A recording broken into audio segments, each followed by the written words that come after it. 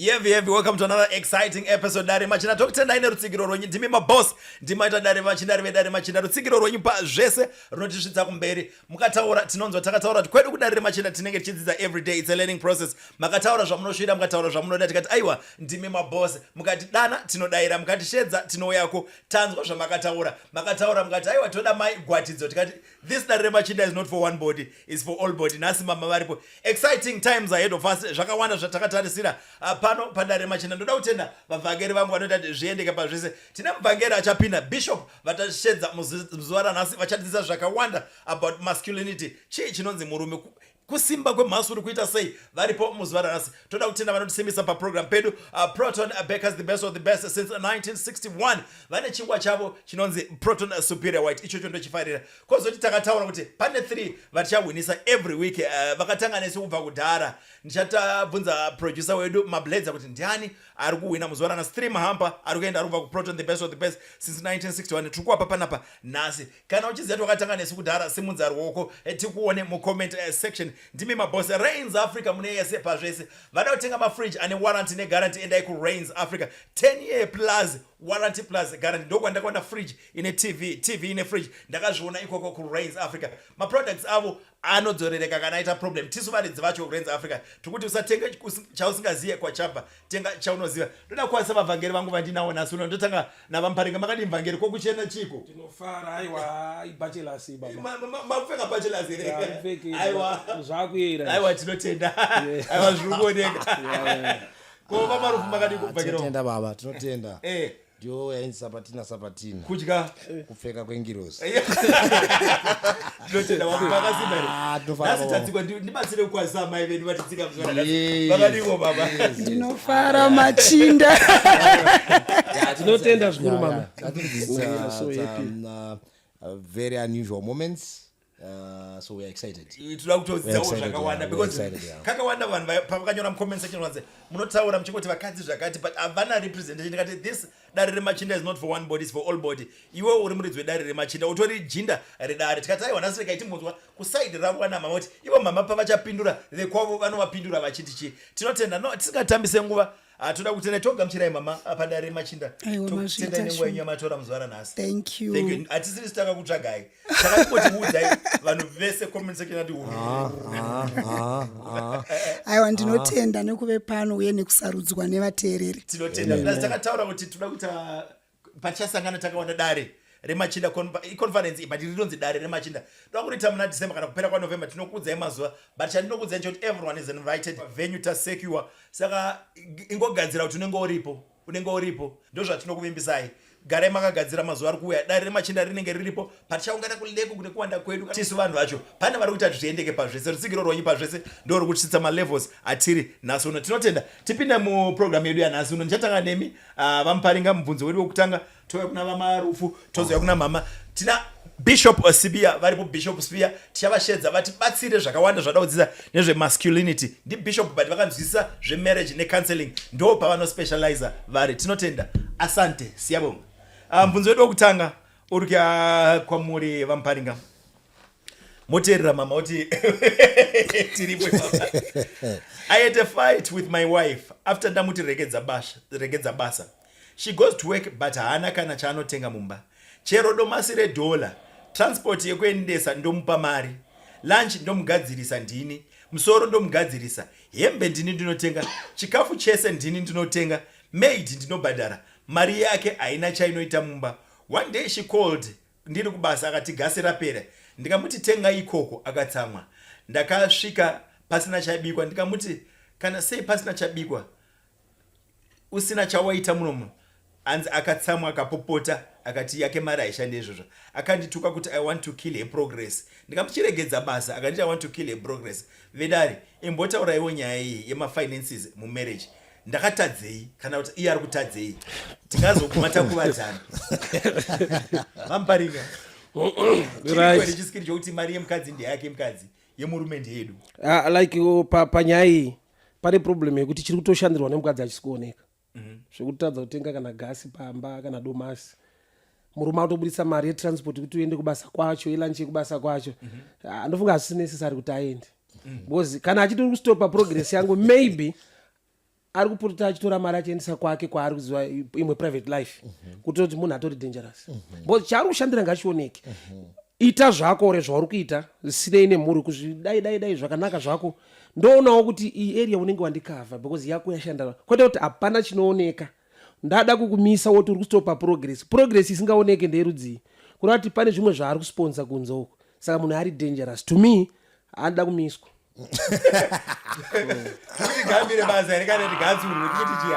aiwa hatsurike ka ukona atonyora kunoku kumba zvaramba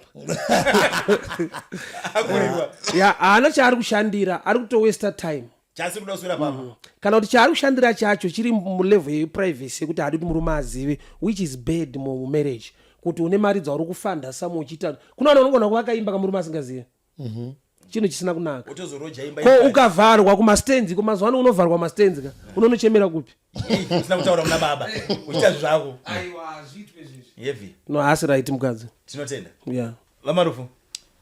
Yeah, I think probably munosvika pakuita decision iyoyo kana maobserva maproblems because hamugona kutaura nyaya yekuti mukadzi aenda kubasa musina kudiscuss kuti chii chaita kuti titi akuenda kubasa chii chiri kuleka because it seems kuti mutsamba the man is a provider because hatinzi zvese ndiri kuita is providing also mubvunzo wedu kwaari ndekuti makasvika sei pakudiscussa nyaya yekuti uyo akuenda kubasa I know that women might be concerned number one kitchen yake might be also concerned ne bedroom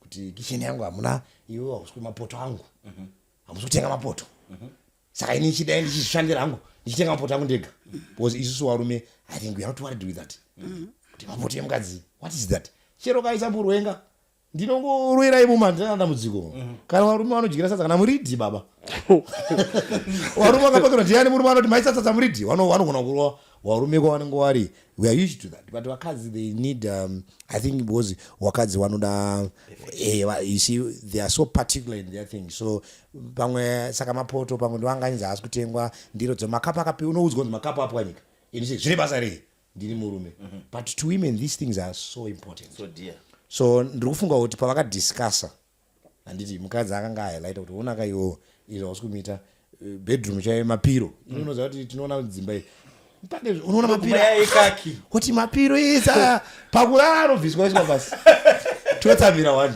asi during the day anoswera ari 15 continental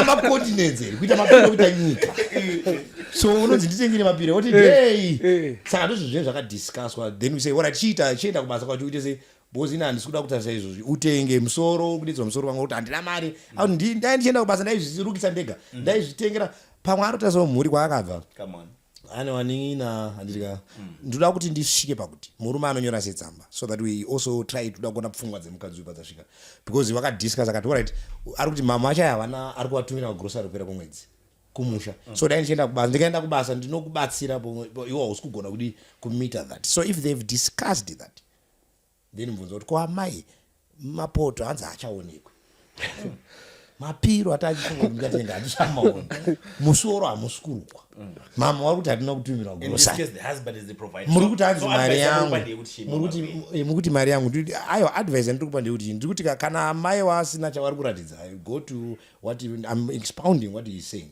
kuti kana pasina takadiscussa nyaya tikaona kuti pane maneeds ada kumitwa nemi but hatisi kumaona so there is no need yekuti murambe muchibuda mumba because mune rimwe basa remumba ramama tosiya number one child rearing kurera wana vanosara takwa pamusikana webasa watakaona pawhatsapp hatia kusara imuri ngobuda muchienda hatina chatiri kuona chii mareturns hatisi kumaona even enyu acho hanzi nemurume handina chandichaona uri ngoti ndine mari yangu so I think there is a problem to this man probably needs to sit down again with his wife but kana wasvikapa vakadzi vakatanga kubasa shumba patova nenyaya bozi unzwa kuti hanzi aunditaurire izvozvo ane mari mhomwe hanzi iwe imari yangu iyo mazuva anga asina maraiti hanzi dedi ndoendawo kubasa here achiti submission kabozi haada chainacho pachizvani ane kichi manje hanzi akuti iwe chamari iwe ndiyako ane katomutaura kuti kana ukasada izvo ndokunonorodya futi unozonditeera ikoko ndopatara heri ndega you see also I think there are women that are not even wasingatendi zvakanaka iye done well because isusu varume vari patrack tinenge chingoti madzimai tinokupai muri pamba itai basa rekurera vana muchizvara vana tichikuona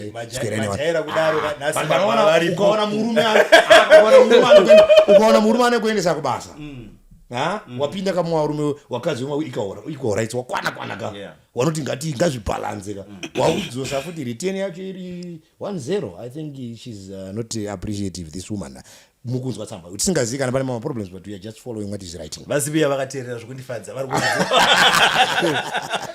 mama vataura side ravo. All right. Inini imwe tsika yandakada kudzidza kunzwa zvisina kunyorwa. Okay. Toni yemurume uyu akatsamwa nekuda kwezviri kuitika. Munhu akatsamwa kazhinji haanyatsoona. All right. Yeah, because ndiri kufunga kuti yaita one sided nyaya iyi. Ndiri kutaya kuimagina mukadzi anopiwa mari yebhazi yekuenda kubasa kwake, opiwa lunch every day yekunodya kubasa ikoko, otengerwa chikafu, obhadharirwa rent. Azviko. Okay. Ndavhara mvangeri vachitaura nyaya dzemapiro dzemapoto. Do you know kuti ndozvinhu zvamusinganotise varume zvachose kuti pambedha paiswe mepiro yechi4 kana kubvunzira gadzirwa tombozviona kana poto ndikatenga imwe poto amuone imi.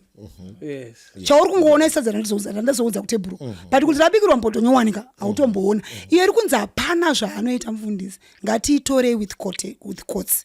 Amai havane zvavanoita asi zvisiri kuonekwa nababa. Ndobva ndafunga kuti maybe problem yatatu nayo ndeye communication. Imba iyi haitauriranwe. Iri kunzi mumwe nemumwe ari kuchachura maputa ake ari pamoto achingoisa mumwe. Baba vadeclare zvavari kuita ivo. Aitaidaidza amai vaitaura kuti zvavari kuita ivo mumba imomo. Baba munoziva kuti pane nguva dzinoda mwana chimwe chinhu chandisingakuudzei. Kurudiwa masneakers anga ainawo kuchikoro akabvaruka last week. Kuti ndichakuti imimi masneaker emwana pamwe ndotongotenga chinyararire. Pamwe mwana musikana ada kugadzirwa musoro, ada kuruka musoro zvekuenda kuchikoro ndotongoita chinyararire. Mari yamai kazhinji inowanzoshanda kuchikwata icho chichi kuvana ivava. Because mai vanogona kuziva kuti baba vanoda kuudzwa zvinhu anonzi mabasics. Pamba padyiwa here, rendi yabhadharwa here, zvinhu zvinoita kuti mhuri irarame. But kune tumwe tusiri mabasics but tunodiwa, especially nevana. Kazhinji havaende kuna daddy, vanoenda kuna mama. Kana mama vainayo futi havapire kuna daddy, vanotosorova vega. Saka handifunga kuti mukadzi uyu angatotambira mari isingazikanwi kuti iri kuitei. Takuenda kuna Muparinga kuti kunogona kutotengwa stand ikatodi. Asi ngatimbomirei kuenda iko kune taenda kuextreme. Ngatidzokei mumba umu. Kune zvinhu vana ava communication yavo. Manzwero kuti akati ndakamuti chirega basi. Who does that?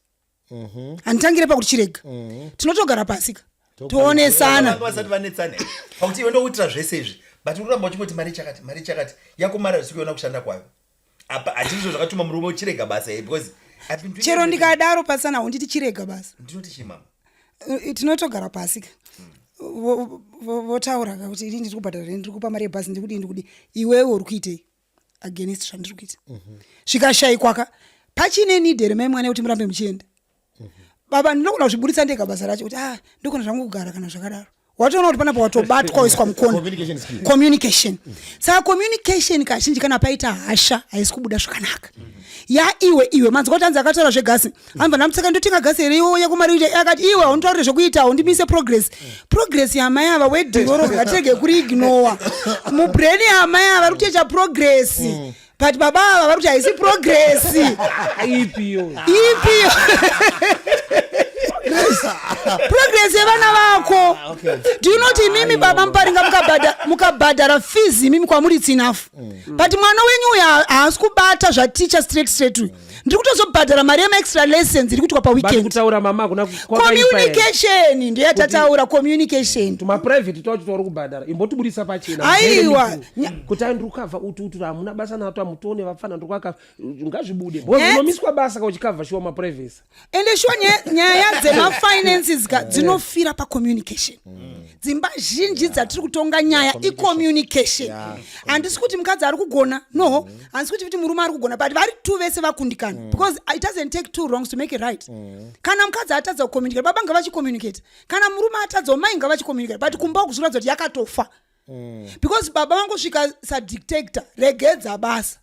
ndo inozondanzi namuvhangeri Marufu anobva ati ndonoroja manje basi handisi kuregera uda kuita vana vangu marombe maona payakubudira inozobuda pekupedzisira kuti vana vandiri kuitira ko zvadingogara zvataurwa kuti dzangu mari dziri kuona vana aiwa saka ndizoshumba saka probably tiri kumuti murume wakaita mistake bururu wakanga waine simba rekuprovida you could have said paakati mapoto wakati ndotenga paakati mama wana grocery wakati ndinotenga paakati mapiro paakati denga rempa yama yangu kumusha riri kubvinza wakangoti iwe uchienda kubasa ndoko wakatangaaanotidetsera iwo kana wabvera zviguru woita sei wotamba bcause aifanira kungomita zvinhu zvaidiwi zviri kudiwa. So if men can provide handiti vakadzi with the demand kuenda kumabasa zvatiri ngotaura kana murume akondikana basa raanofanira kuita saka varume vanofanira kuva nemasystems ari clear anomita maneeds ese ari kutaura kana tikatadza then mukadzi kana ukamutendera kupoya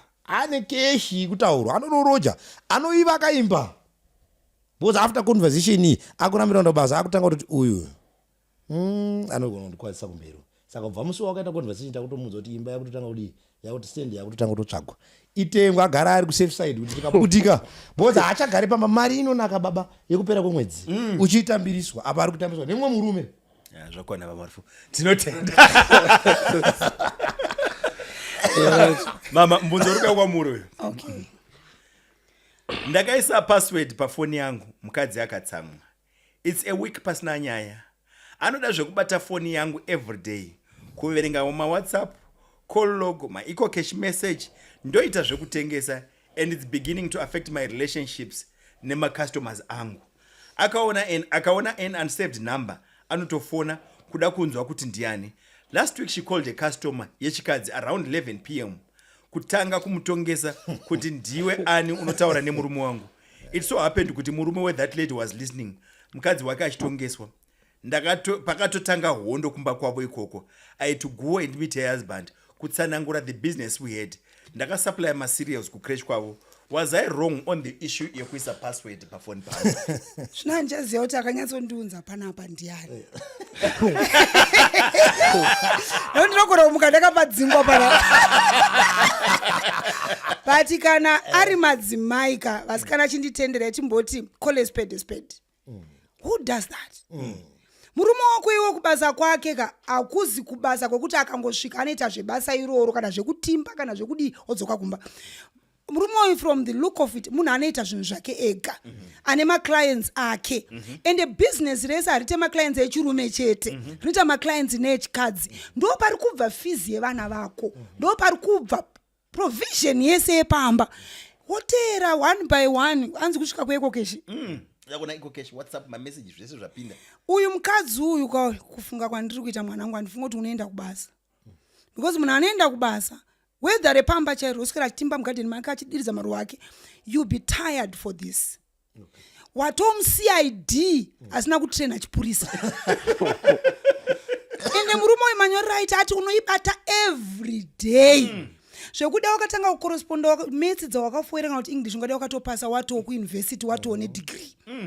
This is uncalled for behavior iyi baba aidiwe mumarriage inodiwa dzimwe nguva kurelationship yatisati akutrustana because marriage kana murume wangu achigadzira magetsi anogona kuti maclients echikadzi handinide kuteera murume kunge mombe yandiri kufudza zvinouraya trust izvozvizvi maona kuti pakazoiswa password mai vatsamwa manje 1 week ende kutsamwa kwavo hakusi kugumirawo kitchen nekufoni vatsamwa kusvika kwese manje because matsamwiro aya ndinoaziya kwaanosvika mauraya chinhu chakanaka chinonzi marriage. Why don't you trust your husband? Sure wona wakonzeresa futi kumba kwa mai waiwai wawafonera na 11 p.m. kode wazofona ma working hours ende matangirwa zvinoitwa ndaona ma message mfoni memurume wangu ndiwani rude mfoni memurume wangu ndega ndashaya chandawira pano because vandauya uso represent aiwa chokwadi no I behavior ivana mama I think I always say phone yemurume ka ibate kana yako isina data kana kuti isina airtime wobva wafona kwauri wafona wobva wedzorera izve kupfakacha mwezvi nekupfakacha mwezvi zvinongo babaga ma problems ngauye neimwe nzira kwete yekutsvaga. Ndakamboita munyama tiri papa mama tikutaura namai zvakanaka unoza munhu ndakapedza kuti naye 5 years ago baba abva senda message vanosendaka uchine rudo rwakudhara rwamunhu rwaro apo pana apa wangu akagara pasi munhu vangeri mukomana haasi kuclosa zvinhu unobvunzwa sei rudo nemunhu wakapedzisa kutaura naye 5 years ago kana makaisa closure hapana closure arumeka ndisimudzira mhepo from norway baba ndakaezoedza kudefenda baba but ndange ndatokurwa watotorwa 1-0 zvakaramba baba indokuzotika kana mapedza zvinhu 5 years ago musaise koma ngwezai fusto manje muri kuisa makome kuti munongonyararidzana hapana anoti zvapera hapana anoti chinyi saka uye musi wanokusuwawo maanga ari madhakwawo anotsvaga iwewe rudo ruyare kuti uchinaro arungocheka masettings paunozoedza kutaura vamarufu zvinenge zvakazva anobata foni munoti chii. Yeah, I think phone can become also a dangerous gadget in marriage if you are not careful.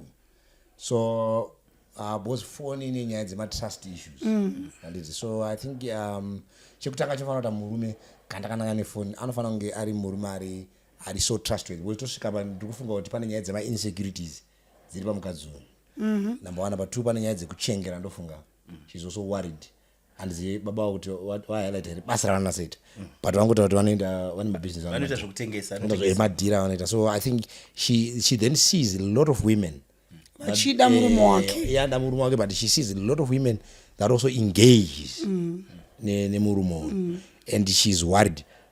Pamwe makozi aitomupindawo ndikuda kungotraya kungoimagina kuti asvika sei apa. I don't think chinhu chaka as an event but it became a process yekuti maybe aringonzwa foni yapinda apa pamwe aitomesopa loud ungonzwa kuti voice ndere chikadzi wakadzi I think wari worried also. I don't know wachatibatsira wari pana kuti washeye murume. I don't think kuti vakadzi vangafarira chinhu icho even vari pabarika ukanasa kubvunza mumwoyo make haiwa mwoyo azvimo maita henyu I don't think so. Even uri kuti hanzi business but that voice remwe mukadzi nangwe ari kuti matemba munawo here ari kuti dai ndiri ndafonera abvunza inini nyaya yematemba ako iyayo. So iwo taura kuona kuti nyaya yematemba yakazogumira matemba chete because pane imwe nhamba yakaona yakanzi matemba 1 matemba 2 matemba 3 akati kweidzana matemba. So I think the men also what he've done is done wrong in not kuva so transparent in what he does. So kana uri murume bozi ndiye business inofanira kusvika kumbairi zvanoita kubasa zvisike kumbairi. No ndiwe kana tine business kana rera kuphatisana becomes also a family business because mukadzi wako is your partner. Mukadzi wangu ana PR ana PR but now what you can easily do kana uchiziva kuti unonyanya kudhirana nevakadzi wozoda kugadzira nyaya trust issue unoziva kuti vanhu vanyanya kudhirana nemubusiness vakadzi vari involved also. So try also to involve mudzimai wako kuti anzwisisa nditi unogona kuti nyaya dzakaita sedzoumito kana secretary wako wokuti macalls mamwe anouya through iye so that urangogadzira so that nyange akazondochitaura kuti ndo madhiri edu anouya achidaro baba wano because ifamily business asi dai ati ndiri employed to a certain company so company ndo inondipa then it was another issue but the business nderakeka why not create my systems anototi marriage yako isapinda apa machichita saone even achigeza baba. I think the only system kutosiya foni pazvasvika manje even achigeza baba ari kugeza so sipo yerimwe foni ikati kiji anzwa hallo mukadzi adairo mahwana atanga anobuda bathroom kana vachigeza ka hatingarasikirwe kane tinotodaira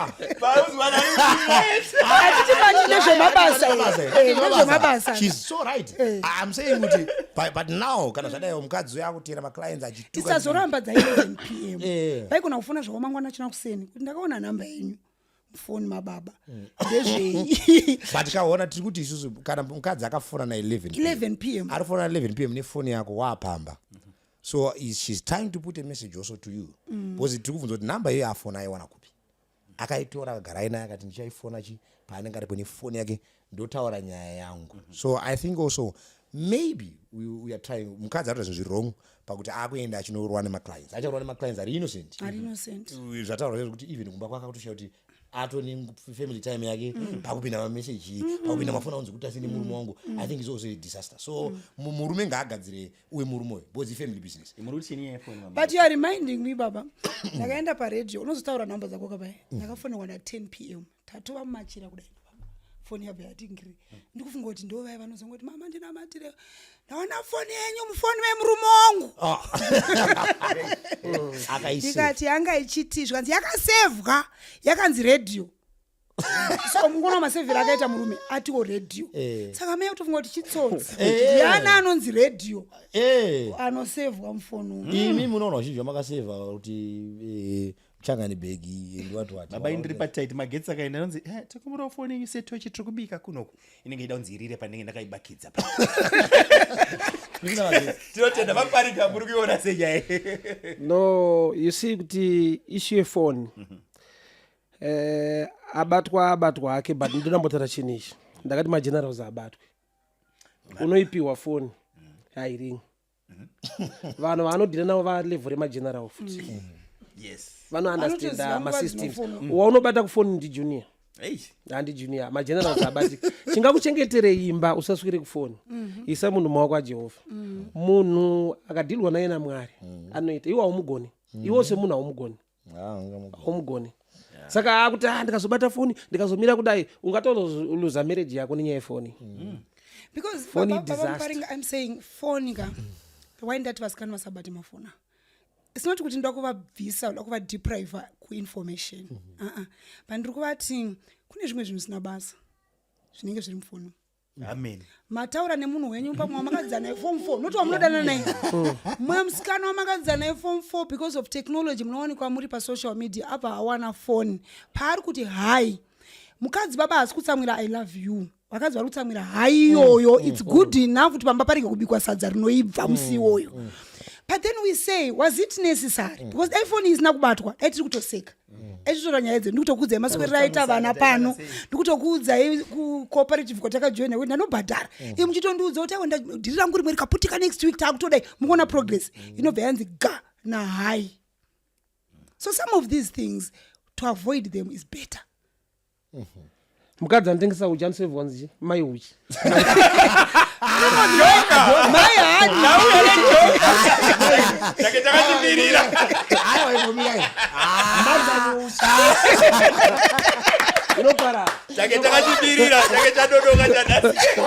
koimiwo baba vanogadzira magetsi patakashaya magetsi laini rese vekuzesa vanosevhwawo kuti china mama zesa Kepele juve close. Tinotenda ndona Remachinda. Chandadzidza ndoti aiwa isamurume kuna Mwari usandinetse nefoni yangu ndochengeterwa foni naMwari usapinde mfoni. No. Muparinga Muparinga asingana mata ari patai unogidiswa asingana mata ngadikise munhu asingana ngajiswe asingana mata ngajiswe. I think also at some stage what I feel was tested to my colleges to my schools to my with maybe vanhu vatinoziyana nawo vashamwari vechikoro but vanhu vakadzi vanokunyora kana uri munhu murume vanhu vari comfortable kunyorera when they know your masculinity vanotarisa vanotoona mazvo vanoposta nechi so they feel kuti ndofunga uyu is a womanizer wakadzi anotowana wakadzi vanotoita favor nekukunyorera kana uri munhu ane posta saka inini andinyorerwe tinotenda ndodare Remachinda tinoti kana une zvaunofunga iwe tiudzewo tinodzidza every day we're not perfect but we're here to learn tinodzidza every day ndozvatinounganira makatsaura kuti munoda mama nhasi mama varipo ende mama vari kufire this tinotenda varipo vakateerera Bishop Sibiya vakateerera vachai vachitudza nezve masculinity why varume muchifunga kuti muri supernatural makakosha kudarika vanhukadzi vachai vachitidzidzisa musecond segment mbunzo wedu wekupedzisira muchikamu chedu chekutanga first segment uri kuya kwamuri vaMarufu unoti mukadzi haadi kugeza manheru taakurara munhu anenge aswera achidikitira zvokuti hapwa inonzwika kunuhwa. You can imagine patinoita bonde kuti chii chinoitika. I have tried suggesting kugeza tese because we rent an apartment ine zvese but anongoti ndakaneta kisi chaiyo anoida apa kukwesha mukana haadi munenge musina kugezwa for manheru takurara. How do I politely handle this issue? Nekuti ndiri kutopera chido naye over this. Masikati ukamuona akageza bo munhu but manheru hora mumagumbezi. Zvigure baba. But inozekuguro ndatsvapsiramo. Vaitsviramo baba tikuti akateerera kati kuti isusu onaka hatina chatingamuudzira chine kuti maybe ramba mukadzi kana kuti what he needs to do is to work on his marriage. But kana warora chapa manje wapa tight hanzi haadi kugeza kana mukano. But ndiri kuti aya baba makasvika sei baba pakurora munhu anozorega kugezera mazino mumba.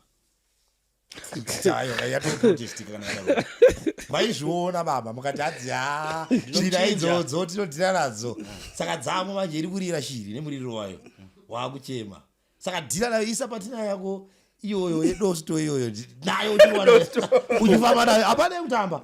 What you need to do is to make sure kuti you then say my mwana ngatigesi hanzi ndinosuggest hadi no aiwa saka pati maproblems because ati masikati ndomuona akachena manheru so ndozvandati ukaona zvadano kuti bondi racho rikangoitwa achibva kugeza saka iye kachita masikati munomuona masikati aiwa kuseni achibva kugeza muchibva unogeza kamakuseni ka itai woita munhu wako kutaimira zvoitwa sei kutaimira nemudheni kutaimira ari bebe utaimira mudheni aiwa hakuna solve problem problem saka solve sei aramba zvoitwa sei hadi hanzi ini ndikamuti ngatigeze tese hadi ndadafunga kuti zvakakosha ndezvekuti kana waona kuti pamwe ada motivation baba motora tauro renyu uyo atosatani kwatotora nezva patione maproblems. So I think to me it's if he can't deal with helping him because dambudziko rinoita ndekuti tinongana hatizivi kuti vanhu vanotinyora they even believe kuti mwari anowabetsera muzvinhu zvavo handisika. So we also I think the spiritual side is going to come with the evangelist Muparinga but for the ini handisi kuspirit wangu handisi kuspirit unozaira kuti fambi manheru dze dzakageza ukanyima munhu zvinhu zvinowanikwa panze zvakachena zvako zvakasviba usape munhu miedzo bo zvinhu zvakadara nezvazvo zvinowanikwa izvi unozati satani anotora tumaadvantage tunyatuti dhetu tudiki toto ona munhu akachena akamira patachile nosvika kumba uko nechapa ongoramba uchingoti imba yangu upakundi amai ngavazoti panze apa pane touchline yakamira iri ready vanotooma ndiri kufunga kuti amai ava naso asitomboitirwa magemu baba ava is very faithful saka vachirashuka zvavari kuita zvavo izvi nekuti ukabata mameseji 2 chete pamwedzi wese ukangobata 2 anoti bebi ndakamboona vakadzi but yaishe zvaunga wakaita nezuro kamugezero kako chete aiwa unogeza kugeza ndokwaunoita manje because sometimes kacompetition iko kaikanoitwa nevarume kari kuchechutsa vakadzi tiriki kune vamwe vanga vari too careless nezvinhu mabedroom chingonzi bvu but izvo maakurongedzwa baba dheku yakurohwa yepa iri kuenderwa patiktok munhu achiona kuti makala ariko mazuva ano unoona mbedha wakamboiswako ukachinjwa ukamboiswako ezvino vari kusana maheadboard ari permanent anosvika kudenga uko kuvavarira baba kwese kuya saka vamai vakarelaxa too much ende ukaona murume onyora kunoka mukomana is not a player hasikwererezvi ukangoramba kugeza 2 days haakubate futi haakukumbire haakunyengetedze kugeza anongoenda kwazviri zvakachena odzoka kumba achidzova zvake. Yeah, but I think maybe probably what you need to do is to also to notice if the woman mukadzi iye because I think to a proper woman are normal. She doesn't do that. But women don't do this. Uri kufunga ka isusu tisi chamara uzvatakatiitwa nhasi zvine we bachelors anonzi manenji kai manenji aya baba ami nongosvika totorwa skipper aiwa arora skipper manenji baba kucheneswa saka ndizoti kutaura manje kana tisikachabatanisa andishavira kere dona hadi kutibata havasi kuziva because musuno I was talking to women vachiti vakarume wacho wadi kugeza nesu ndikati but iva creative. What you can do is paunoendesa bucket rako bathroom pairi nemvura netauro nechisiya sipo watokazoneka zvo zvinhu vakumura manje kumwe kumarokesheni zvinotiswa nepahwindo kudai unotora kuti hemba vasisina mari ndipo unonoka ngokuti handakanga wasipo pavanongovhura iwe wakatopinda ukabva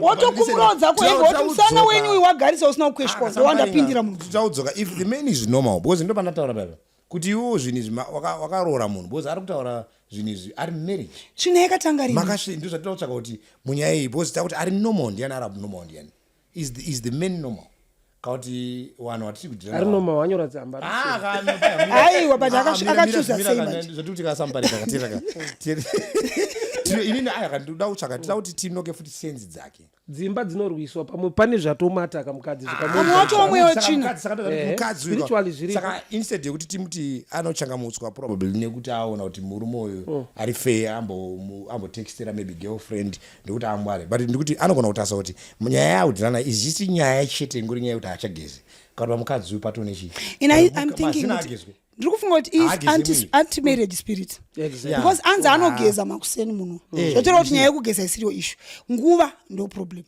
nguva imwe futi yekuzogeza but kuseni haana problem patona mbuya pamwe wakazofa zvavasiri marriage varatoparadza musha so I needs yeo probably yekuti aone vanhu vanoona tsodila naye ete mukadzi apa probably mukadzi apa iye uya maybe a counseling session so that we also dissect trying to know sense about what is the real problem from the wife and from I don't know if mukadzi achanzwa akanzwa I think he's going to be helped but kana yeye akaterega mukadzi asinganzwe china icharambe chidi meeting yekugeza pale hondo dare remachinda ndo program yedu ndokupera kwechikamu chedu chekutanga pachikamu chinotera tashedza Bishop Sibiya vanenge vagara yango dare timonzwa kuti chii chinoitika mudare chii chinoitika mudzimba chii chinonzi murume nhasi mama varipo vanenge varipo vachitaura side ravo timbonzwawo dare remachinda tokutendai nekutisarudza kwamaita nhasi dare remachinda ndo program yedu matisimudzira ndimi mune yese pazvese 3 vatate vari kuwina mahampers edu toda kuvaziva kuti ndiani Mr Producer Mr Mabledza tipewo vari kuwina mahampa edu 3 vakatanga nesu tikupa mahamba ari kubva the best of the best kuproton tinotenda director wadu Frank une yese pazvese siyabonga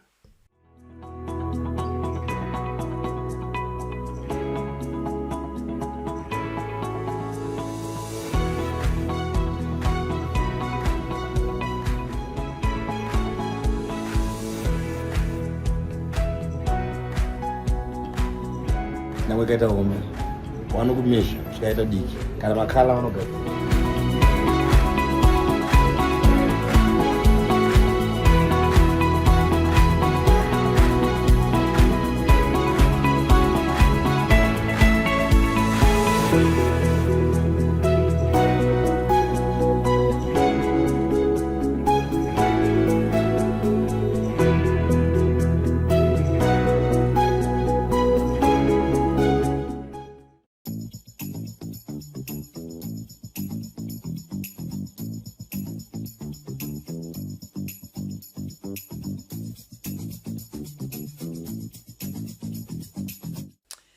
yevi tinokutendai tinogamuchirai muchikamu chedu chechipiri chinongwa dare remachinda tamboti varume vairi vaiva vanoda kutaura zvavo vega tikati aiwa nhasi different setup all together mama varipo mama vanenge vakatimirira tashedza bishop anonzi Bishop Sibiya. Bishop Sibiya is one of marriage counselors ari renowned atinoziva muno muzimbabwe makadii bishop ndinofara. How are you Phathisani? Tinotenda bishop manzwa nyaya dzatange ichitaura muchikamu chedu chekutanga very interesting, ndinotenda so powerful.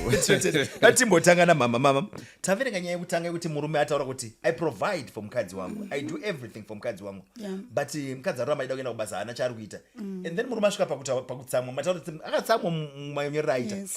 How do we resolve maconflicts akadai mumba? Mukadzi how tinodila sei because akatsamwa murume kana ndatsamwa ndoita sei?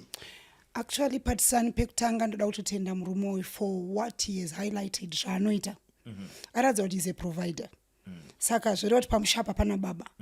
And baba vari kufila kuti provision yavanopa iri enough to his family. He now doesn't see reason why his wife has to go kubasa. But problem yandinogona kufunga ndo yavari kuita ndeyekuti how are they resolving their conflicts?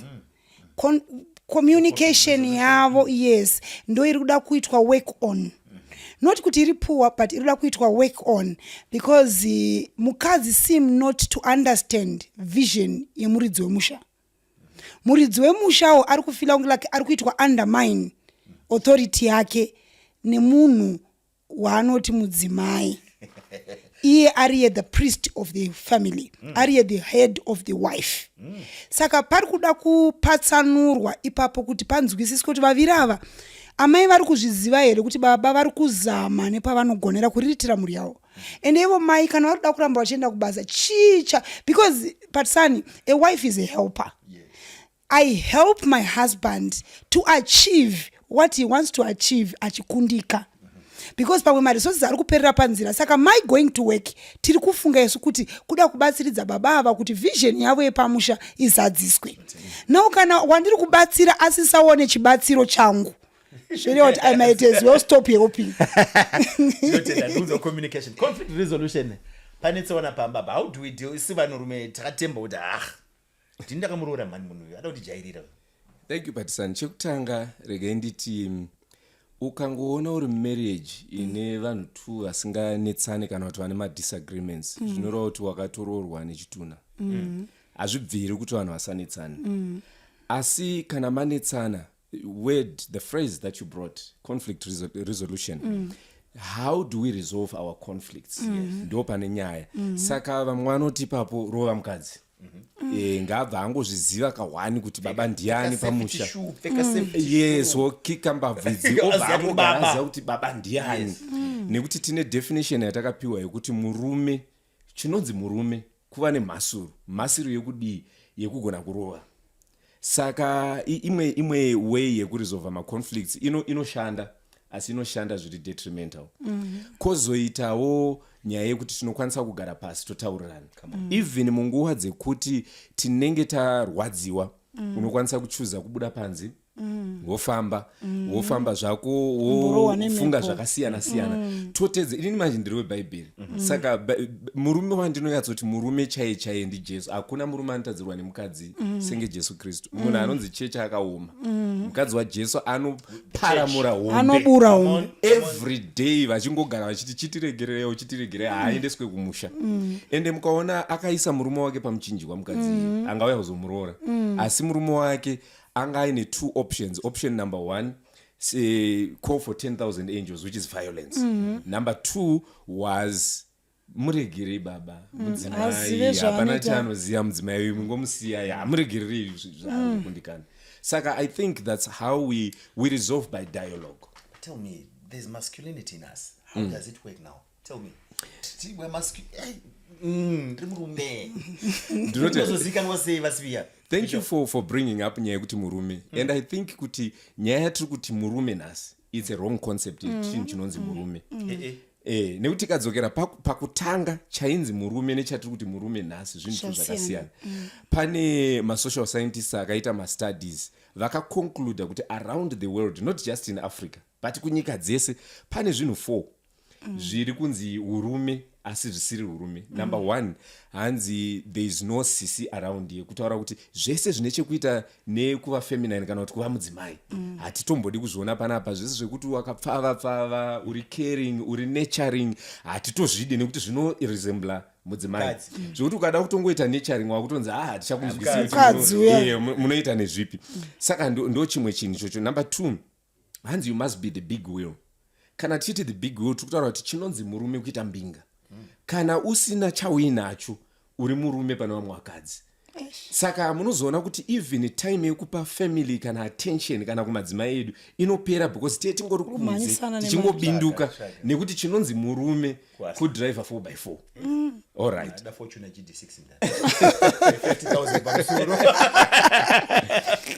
Then chechitatu, hanzi you must be the steady oak. Kana chiti steady oak zimuti zihombe, zimuti risingazungunuswe. Saka chawataura. Nyangwe ukataurirwa chinhu chinodarika chawataura, izvozvo hazvina basa. Chero iwe wataura ndiwe baba, ndiwe murume. Hanzi that's being masculine. But that's upbringing yatinayo. Yes, that's the background. And you know, saka kana ukakundwa mafacts, kazhinji kana munhu akakundwa mafacts akubata futi. Yeah, usonijairire. Then number 4, hanzi give them hell. In other words, kana uchisvika pamba baba vasvika. Yes, vananga vatotiza. Saka kuva masculine kwakudefinwa sechinhu chinotyisa, sechinhu chisina rudo, nekuti taakutya kunzi wakadyiswa. yeah, so we end up having that tochiti ndiyo masculinity, but masculinity haina kungobvira yakadaro. Pakutanga chaipo Adam achisikwa akasikwa ane rumbabvu zvese zviri maari, Eve anga ari maari, zvese nechibereko chake chachiri maari. Saka kureva kuti pakazvomorwa Eve bye zvese zvakazvomorwa, kureva kuti murume is source. Murume is source. Saka kuzvomorwa wakaitwa hana kuzvomorwa pasi petsoka patinotsika napo, akazvomorwa parumbabvu. Rumbabvu runoita basa runoprotecta madelegate parts ari mukati asingadi kujungwa like moyo nemapapu. Saka kana tiri kutaura nyaya yemukadzi, simba rese ratinoita kuenda kwese kujimu kwatinoita is there to protect, not kurova. Yes. It's another version. Mama, basa remurume chini kumba. Indiri kufunga kuti pamba pana baba. Pane kamwe kachiremerera so pababa. Yeah. But kanogona kupera kana baba vacho vakasaziva his duties. Yeah. Because the father is the protector. You protect me from your family. You protect me from your friends. You protect me from the cruel world. Chiri kubasa kwangu ndikabhuliwa nabosi wangu, I must say ndaunozviudza dad. Yeah, you are my safe haven. When I come to you, you are my refugee camp. Yeah. Even zvinonetsa kumusha kwangu zvezve ndinofanira kunzwa zororo kana ndauya pauri. But hazvisisirizvo manje. Iwewo ndinotoudza madzikoma ako kuti taurai naye mukadzi namutadzi. You expose me to the vouchers. You expose me to your family, to the cruel world. Saka ezvinezvi vakadzi baba imwe problem yavari kuita fighting for their own safety. All right. Vachitoziva kuti baba vaya havatombozvikwanisa, havatombondimirira vaya. Saka pakuzoita fight for their own safety ndopavari kuzoburitsa umwe unhu wamamusingazivi. Wamuri kuti because Phathisani mukadzi zvaanga ari before marriage hazvisizvo zvaanoramba ari in 10 years time. Varume imimi, you are changing us to be animals. And when I'm now an animal, you don't want me anymore, but I'm your product. Ndiwakandigadzira iwewe. Saka iwewe murume, you are my protector number 1, you are my provider number 2. Ndovana kunzwa baba kuti zvezve kuti kana musha kwedu kwafiwa ka ndoziva kuti deda vasati vauya chiti vakauya, all this will be solved. Pane kutanga kufunga baba ndafirwa nasekuru wangu, ndafunga kuti saka mari yebhazi ndoiwana kupi. Saka vachabvuma here kuti ndiende. So varume vabva pazvinzvimbo zvavo, and I'm just saying kuti chinonzi murume to me maybe ndo 2 zvandataura izvo. And number 3 is love. A man is love. Come on. Because the Bible says you should love me the way Christ loved the church, to the point of wanting to die for me. Because Phathisani, do you know when you're walking with your wife Msango, unomisa ku left hand side, kureva kuti if any harm comes, you fight. But murikutondisa kuraiti kwa kana peri chati kuti tasoti kuti ndiani padhopa kanokwa ndicheka kuti ndiani midnight ndimukeni unocheka kuti padhopa panokwa nani uisara wakarara makumbezi. Tinotenda baba. Majuti za baba must be according to you. Chokutanga icho chokuva source. Kana chiti source tikutaura kuti ndiye anogenerata everything. Chekutanga chandofunga kuti ndichiwirirana namuvhangeri chinofana kugeneratwa nemurume ivision yefamily. Because nyaya yatachitaura yekuti munhu ari kuti mari yake handisi kuziva tiri kuenda kupi, inyaya yekuti hapana clear cut vision. Ende ichokwadi because varume vazhinji hatisatambozvidzidza kuti mhuri inofana kuve nevision. Tunoita mavision kumabasa, tunoita vision nemamission statement kumachechi, but kuti mhuri yedu iri kuenda kupi. Saka tikaziva kuti mhuri yedu, vision yemhuri yedu yakamira so, of which vision bearer is the father. Remember, you cannot change position ya baba.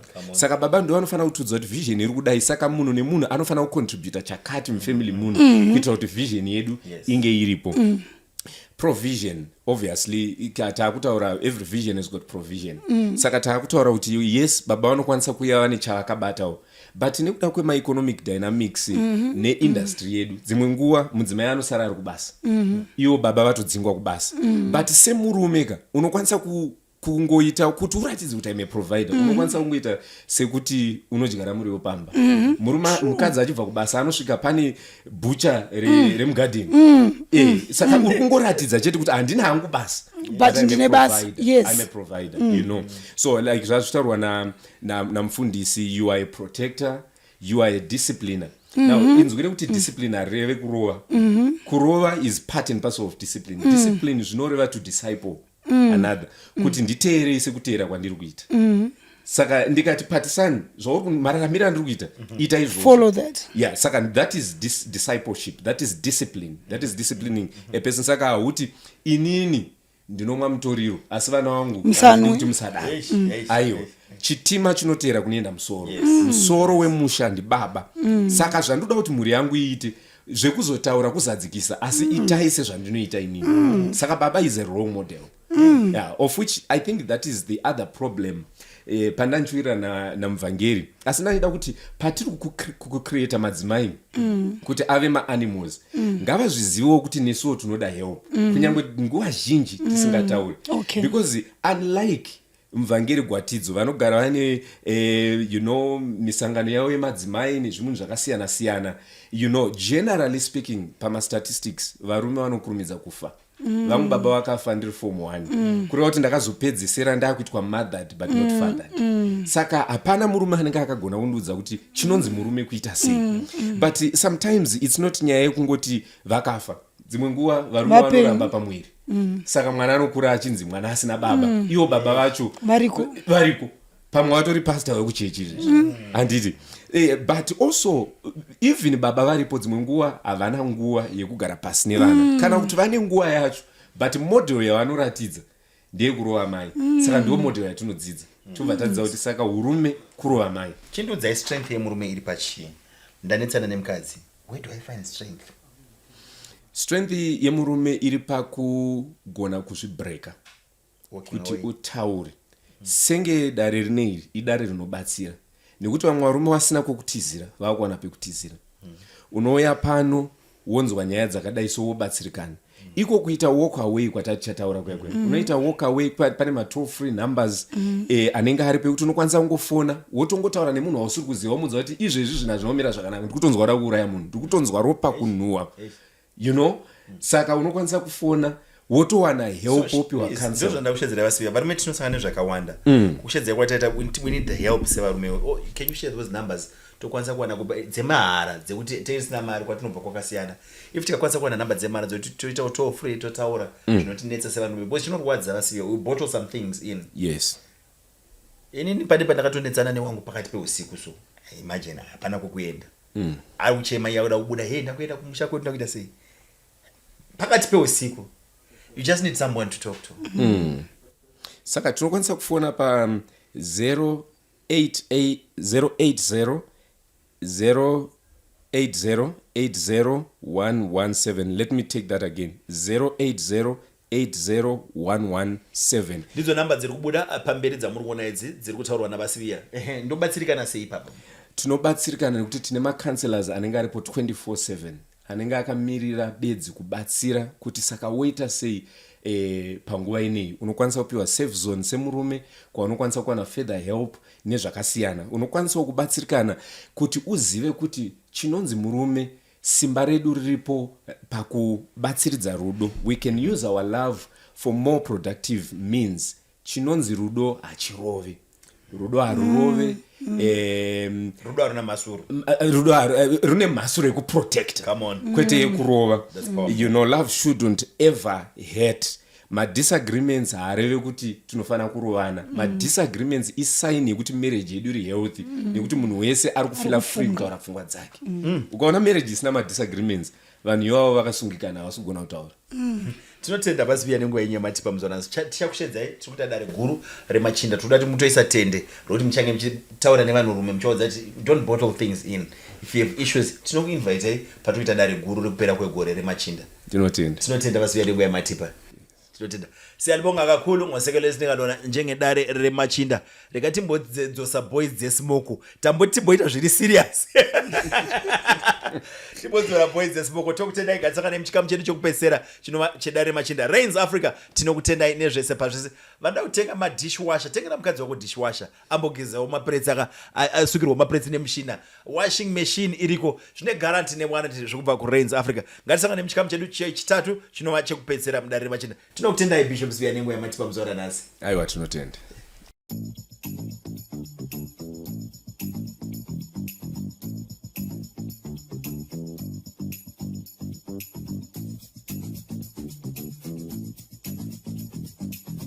yevi tinokutendai tinokugamuchirai chirongwa ndo dare remachinda rutsigiro rwaipa zvese ndo ratisvitsa ipapo patiri muzuva ranhasi uno.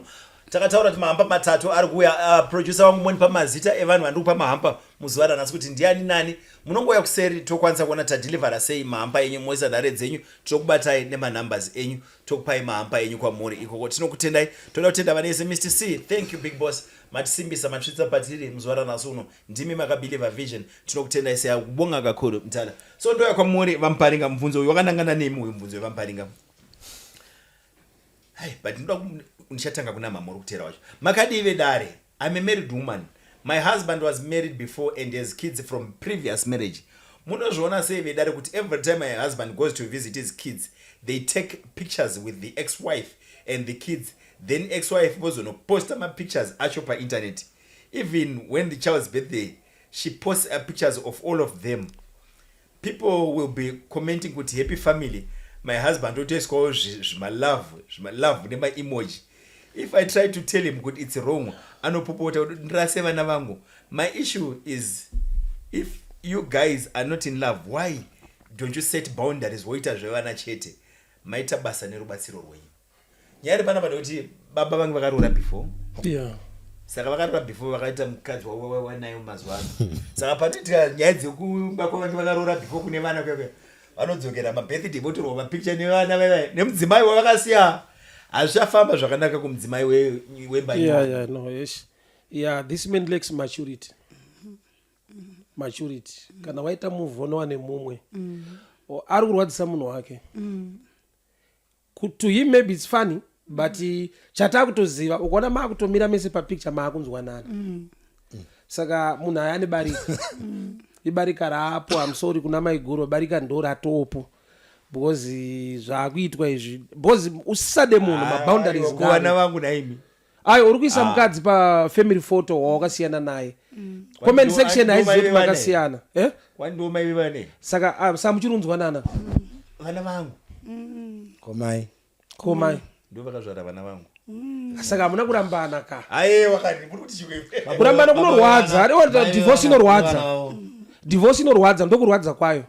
Even taona usange taakunzwanana pafoto akuchaqualify. Ndo ndine mumwe munhu kumba uko. Ndisa divorce inofanira kuti twanyatsofunga inorwadza. Voti kazonzwanana sei? Hatiende kulanchi tese atoro mafoto tese mukunzwanana kwacho. Kwaibonzi ndakadana nemumwe uko tikatarambana. Saka vana tutumira vana. Yeah, divorce ndokurwadza kwayo. Mukazonzwanana sei? Patone jurawo pakati. Mama. Indiri kufunga kuti dambudziko rinongoitika kana vanhu vachirambana, especially women vanopota nchada vanotokandirana zvinhu panzi, but vazoenda kunzoko papa evangelist Muparinga ndo patinowanzoudza vakadzi avo kuti kunzoko kuri kutonorako zvaifunga kuti zviri kunzoko ozoona kuti ndakairasa baba achipo wanga vari nani. Saka vakadzi havangodzoka kuti berengende ane chirauro chake chinonzi vana manje.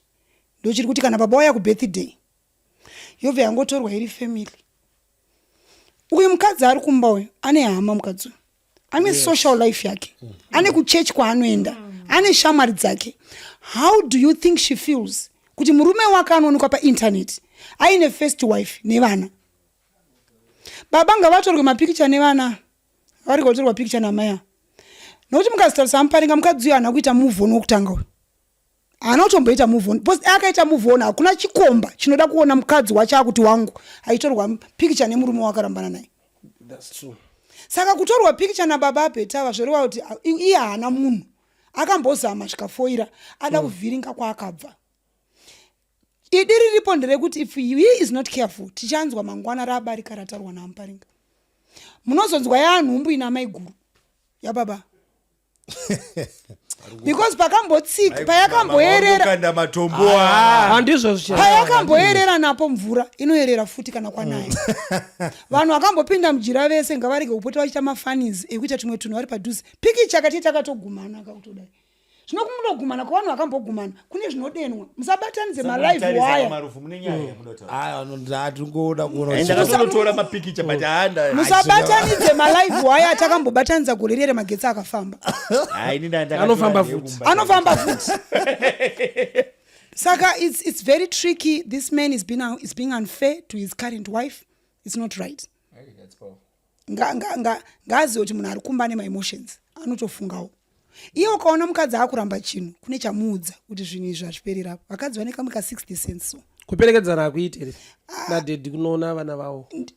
it makes life very easy for everyone. But vakadzi havazotarisana. But nini? Okay. You know, Muparinga, it is reminding me. Dine issue me ngara ule. But mama, sorry. Alright, dedava mwana warwara. Andika. Baba fonda mukadzi wavo kare ndona ndiperekedze kunoona mwana wangu ari kuchipatara. What's your take? It's good. Ndotoenda nemukadzi wangu. Yes, because remember mwana wako mwana wangu. Ko mai vari uko vanoti chi? Mai vari uko ngavatozviziva kuti Phathisani akaroora. Yeah. Phathisani haasi kuchaya mapoto nemunhu, akatoroora Phathisani.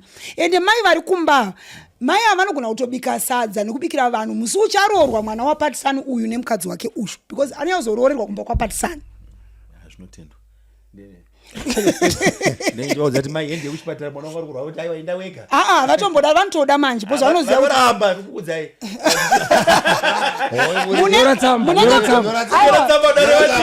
Munenge muchimbotorwa mapicture, Mama mwana wangu arwara ende tinomuona. Enda wega. Aiwa makambotorwa mapicture kakabuda painternet. Mwana utokonzeresa confusion. Sure. Nokuti musina kutorwa mapicture mukadzi anotoenda. Asi siri sure manje. Asi siri comfortable to be in the space ine mukadzi wako uya mukuru yawe. Because mune zvamunomboita Phathisani maziso evanhu vanopota vachimbochonyana anooneka. Chatavashedzera mama. I think pane hondo baba. Ndizvo pane hondo. I think tinofara netsamba idzi because dzinosimbisa zvatinogara chitaura. Wana waramba nebaba. Wana waramba. Wana waramba ita nyuma yo. Saka mauya kudai. Kuti wana waramba nebaba. Takataura. Aiwa kurambana kuripa. Aiwa kurambana kuripa kumana. No. Mafeki. Muparinga vanhu vanongorambanaga kana mai vaya vakamove on munorambana. Kana vasati vamove on Muparinga.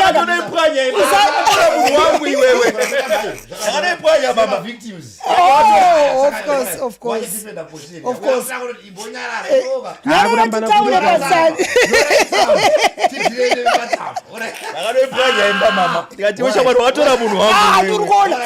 Victim.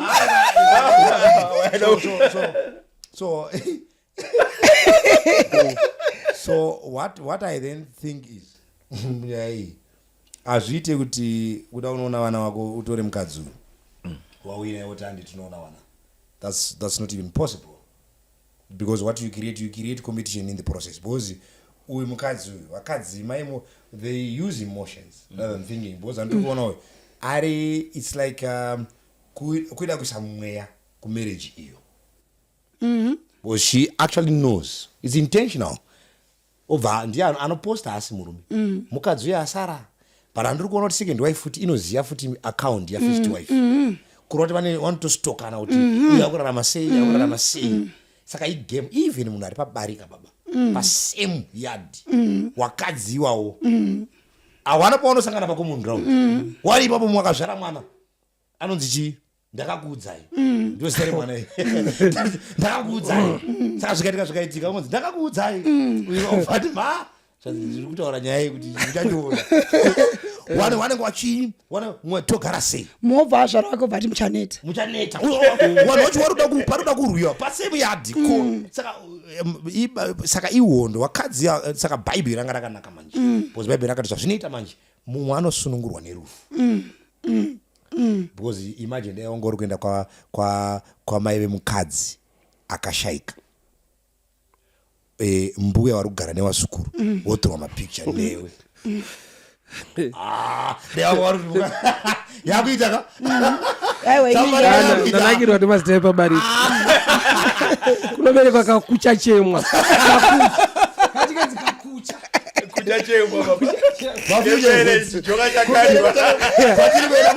mberi kwazvo kucha chemwa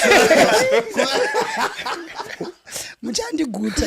So I think ukoda here kuti muprocess yo. Saka kana uyu ari mupenyu anditi, so you need then maybe to be a man who can highly apply wisdom to issues. Otherwise if he plays game yarita then he's going to be in very big trouble.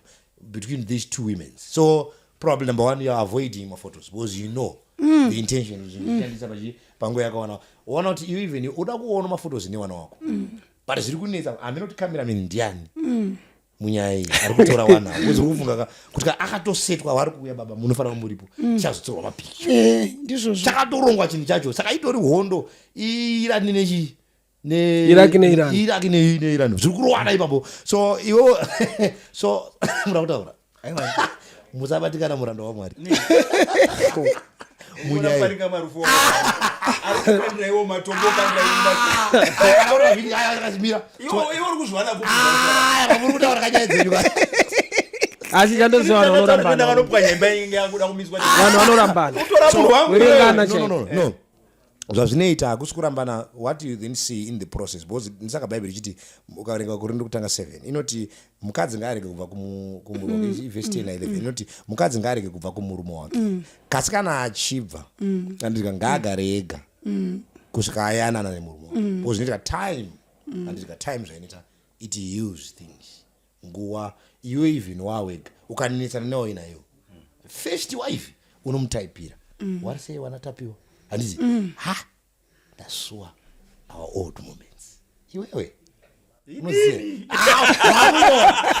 mune mamemori akashaikirwa anonyora tsamba kuherald da kuti uone how trauma love can be unonyora tsamba kuherald uchiti I miss you my love munhu akafa tinoiti back to the grave kucounseling munhu achinyora tsamba kuherald Herald haise tsamba kuguwa inorisa parodi iwe wakanyora tsamba unomhanya unotenga same newspaper wotaka kuverenga pawakanyora kuti itrauma inoeve nerufu mupenyu baba ari kwauri kuona akugeza pamwe anga akaona nekuti wanga uri abusive pamwe anga akaona nekuti waiunza chingwa chishoma akudya zvese zvaakuoneka baba nedzimwe shaya dzadii dzavharana manje wakuti hanzi chimunhu changu chimunhu changu ndakarasikirwa saka inyaya baba ameno vari kuti vanorambana but ainini baba ndakamira panyaya iyoyo zvinonetsa kana munhu ari mupenyu kurambana vana varambane baba tinotenda thank you muchaone guwa uya pamuchaone guwa nhasi mama waripo wakadangana nemi mama uyu uri kuuya kwamuri ndakuinaona mama ndizvo yes ndizvo I was in a WhatsApp group for ladies sharing their sexual experiences. Makaita conversation of sex toys. Chinonzi Chiflower, the ladies were sharing fantasies. I got curious and ordered mine. And now I'm hooked. Ndichatombonzwi kana kuda murume wangu. When we sleep together, ndinenge ndichingoti ngaapedze. Ndizvibatsire ndega kubathroom. Help me break this cycle. This thing is threatening my marriage. Hub is beginning to notice that something is off because after sex I go straight to the bathroom. No cuddling. Neruva rangu. Help mama. Unfortunately my sister uri kuhura wega. Hey. Chovo chese chinokupa satisfaction chisiri munhu wako chiure. Hazvina basa kuti ruoko rwako, hazvina basa isotoy, hazvina basa kuti chimuti cucumber kana chi. You are uri kufeva. Ende zveshuwa musi waunobatwa nemurume wako, that's the end of it. Murume chinomupa kunzwa kuti ndiri murume, kunzwa kuti ndinogutsa munhu uyu. But musi waanonzwa kuti uri kuita rehearsal naye, wozonoita final match nechinhu chako. Haanokusiya nechinhu chako. Because do you know men get satisfaction when the woman cries in the act. Present worship. Munhu anonzwa kuti ndakuita zvandakagadzirirwa naMwari. Come on. Can you imagine uchiita zvinhu nemunhu ari kuti pedza itiende kubathroom? Ichi chikomba chako chikasika wachirasa.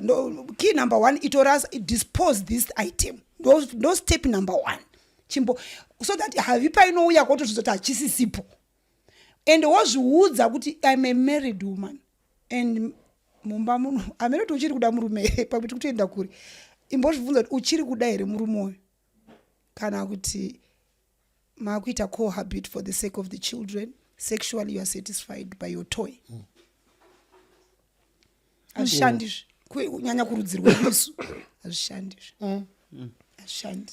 tinotenda madzimai muri kuzvinzwira makavashedza varipo mama mai Gwatidzo siyabonga asante sana wonderful nebhaibheri rinoramba kanyaya dzemasturbation kutoti ngaatukwe munhu anoita izvo aya bhaibheri rinoramba yawo wakapaziva sei panonaka pamwiri pako pasina kunakidzwa nemurume wako hauna experience yakaipa because saifungoti ukapaziya unoudza kuti itaiso zvino wakaona kuti kuudzawe kuti itaiso hakusi uchanoka ndoita ndega yeah vakugadzira magetsi avo vega vakushanda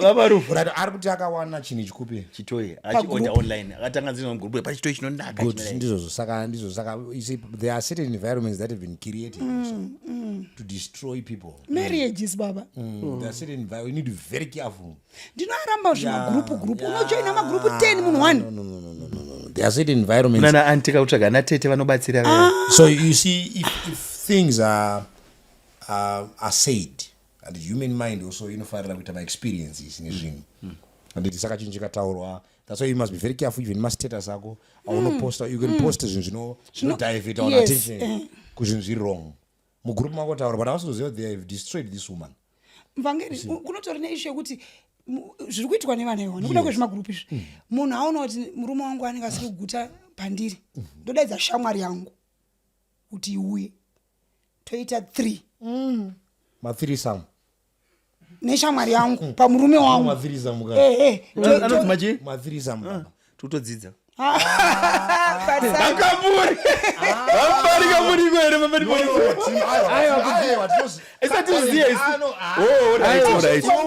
ari kudzidza unoita 4 akudzidza 3 majoka apindira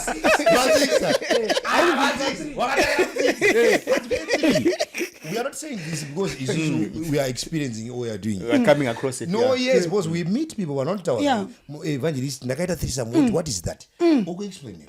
Threesome. Papa ine wakadzi wairi ini ndiripo. Papa ine warume wairi. Anokwanisike. We don't want to venture into that. We don't want to go there. Kutombo zvifunga ikoko.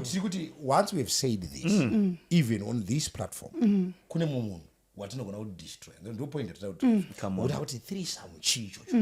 So there are things that can be said, and the human mind also wants to know that. Yes. So zvinotanga zviri zvinotanga angori behaviors. Suggestions. It becomes behaviors, it becomes habits, until it becomes character. Ndo zvawatove.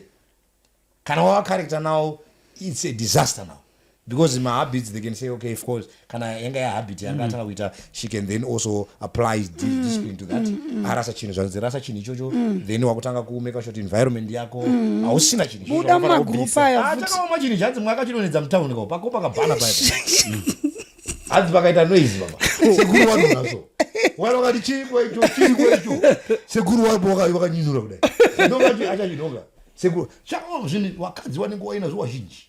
Kwanzi kwane zvarume futi tinozwa zvinzwa hanzi anenge kuti mabhegi ka chogara mukabhegi echimufadza madzimai ndakomana kuti mabhegi aiwa mai vanga vamiswe aunafamba namabhegi aiwa ngavamiswe patiri padhuze ende vanhu vandoshanda navo zvatida kuti listen why we do I think also it's a disclaimer now we put atidi kuti we know what the society is experiencing atidi kuita out of reality we want to be biased here tira kuti tivadzivise kuti you are in problem, you are in trouble, we know you're experiencing these things zviri zvimunazvo saka we can't come here and pretend society has a problem tutaka kutaura zvinhu zviri out of touch tiri kunotaura zvinhu zviri kuaffecta vanhu baba zvinhu wakadzi wanenge waina chiwarume wanenge wainazvo ende da kutaura chinhu ichi chinofamba kupfuura munhu because hachisi munhu saka you can't compete with this because number one achiproduce even urume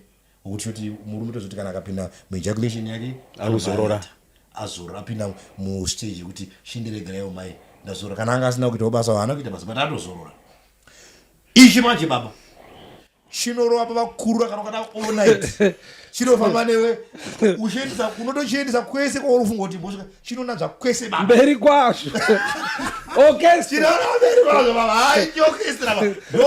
voice dzesmoko chinoenda kwokuti saka kwokuti iwo hausviki because unogona kunge uri Mr. Macimbi hausviki ikoko ichi unotsvaka masaizi aunoda uchichishandisa. Ndiri kuti what have gone wrong in society and why human beings are becoming more and more corrupt, I think, in the mind. So tinoda kuti let her also agree with himself that she has a problem. ane dambudziko and she needs help pakuita sei anozvibatsirega because zvinhu zvaakazvipinza. Number one, ngaarase chinhu ichi because achide. That's why ane guilt conscience. Yes. That help me. Then number two, she also needs to practice discipline. Buda magroups ari kukupa pfungwa dziri wrong. That's powerful. Also start to ponder upon your man.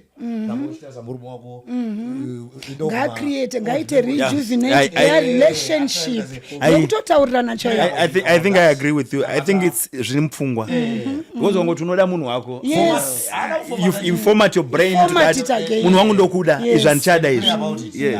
I think advice yatongonaumba also.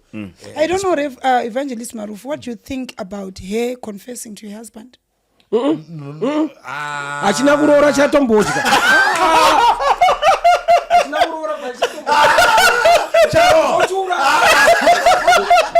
Toba tapisa tese.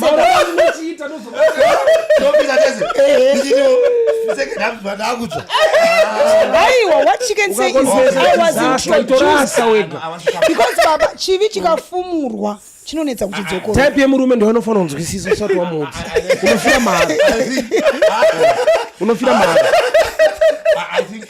I think public committed sins must be publicly confessed. Then private committed sins must also be privately confessed. Kana takarowana shumba pa podcast pana atifanira kuno tana sorry kuseri achite pana panyika yakatarisa mana ina shumba takarowana takaregerana vanhu vachoti amen anogona patika zvitsira musaka bozi anga chitiro mu private. I don't know kuti murume wachacha bosi kuna murume wachacha ngoda kufunga pamwe ipapa okay ndo wako anwa watu wari kuti unosofunga kuti unogona victim kuri kunosechwa mabathroom izvi mukadzi wani andizika murume wacho andisabata. Maybe I was coming from a spiritual point of view. Kana tati kumurume akuite, then she has to confess to God. Yes, of course. Apisa chinhu chake gazvinamatira bose akatotadzira Mwari. Mwari chindidzisai ndidanane nemurume wangu futi. Rudo rwedu ngaruchibatidzwa futi. Wotoisa effort mwanangu yekutoti masikati wambosenda message madya here mtendesanwa zviri sei I miss you murume wangu ndobikei nhasi munoda kudyei muchiri otocreata ndiwe baba vanozongotera and once munhu wamuda nebrain unomuda nemwiri wako wese. That's powerful. That's very Post pani problem hapo. Here ngomira baba vanga vangopedza shuwa ndingaito aisazomira zvakawanda vachingoti kudubukuda iye akamhanya kubathroom. Yes. Anza kumbonogeza. Akutonotanga. Iwo akurara. Munhu achigeza bedzi. Iye ari kufara nasekuru boyo. Tinotenda. Mubvunzo uri kwakwamureva Marufu. Uri kuti makadive dare. Ini nemudzimai wangu tava ne10 years nemwana wedu 1. Ndinofara chaizvo nemunhu nemumwe nehunhu hwemumwe wangu nedetermination yekuvaka musha. Dambudziko umwe wangu akatonhora mubedroom zvinova zvandakazama kumuonesa nekumudzidzisa since year 1 asi hapana chinochinja. Zvino ndamune imwe relationship ndawenda 9 months ende ndava kufara. Musikana ari ready kuva neni for life and neniwo ndikusvika pakuda nezvake. Ndibatsirewo nokuti mudzimai vaviri in this era munozvitonga sei vedare mungandipawo here nzira yakafanira. No chiure chinonakidza baba. Saka ari kufara. Plus akanotaura kuti kumba uku. Saka veva kugadzirisa zvakataura. Kana kunanzwa unonanzwa pasingamonanzwe kumba. Kana pakati petsoka tsoka chaiyo unonanzwa pa apa. Ukanzwa tsinga dzidzi dzifamba unosvika. Ukanidza mere uri ba uyo. Kuchiure. Saka ari kandi ndiri kufara zvangu. I think it's not fair after 10 years of marriage. But from year 1 days kudzidzisa munhu kuti akatona. No, ndo zvaunotaura kana wakura. Oh, asatse kuura. Kana nakura uradza wakatonhora. Wane zvokukombesa nazvo. Wakananzwa pasingananzwi. Hapana baya kutonhora kwekwe. Saka muri chini batsirei muri chini? No, tate ane 10 years. It's not fair. Adzingangoraswa down the drain. It's not fair for what 10 years. Munhu aine watotanda kuvaka musha. You see all these things. So you see, you could even work. I think varume manje andika bozi ndiwe musoro. Saka audzidzise mukadzi bondi. Unoita bondi naye. Hauti ndo rasindira kuti zvachaita mugara pasi. tabagations tinoda kuti nasi muchabata gumbo renyu richangeri apa ini muchazondona kusero audaro wakamudzidzisa kuti what I say you do mese kwete mese ndiwo unoita anoti chimunhu chakaipa ichi uchishandura uchisimudza uchikata atanga marufuya tinotenda Muparinga mukamburi pavo tinotenda Muparinga.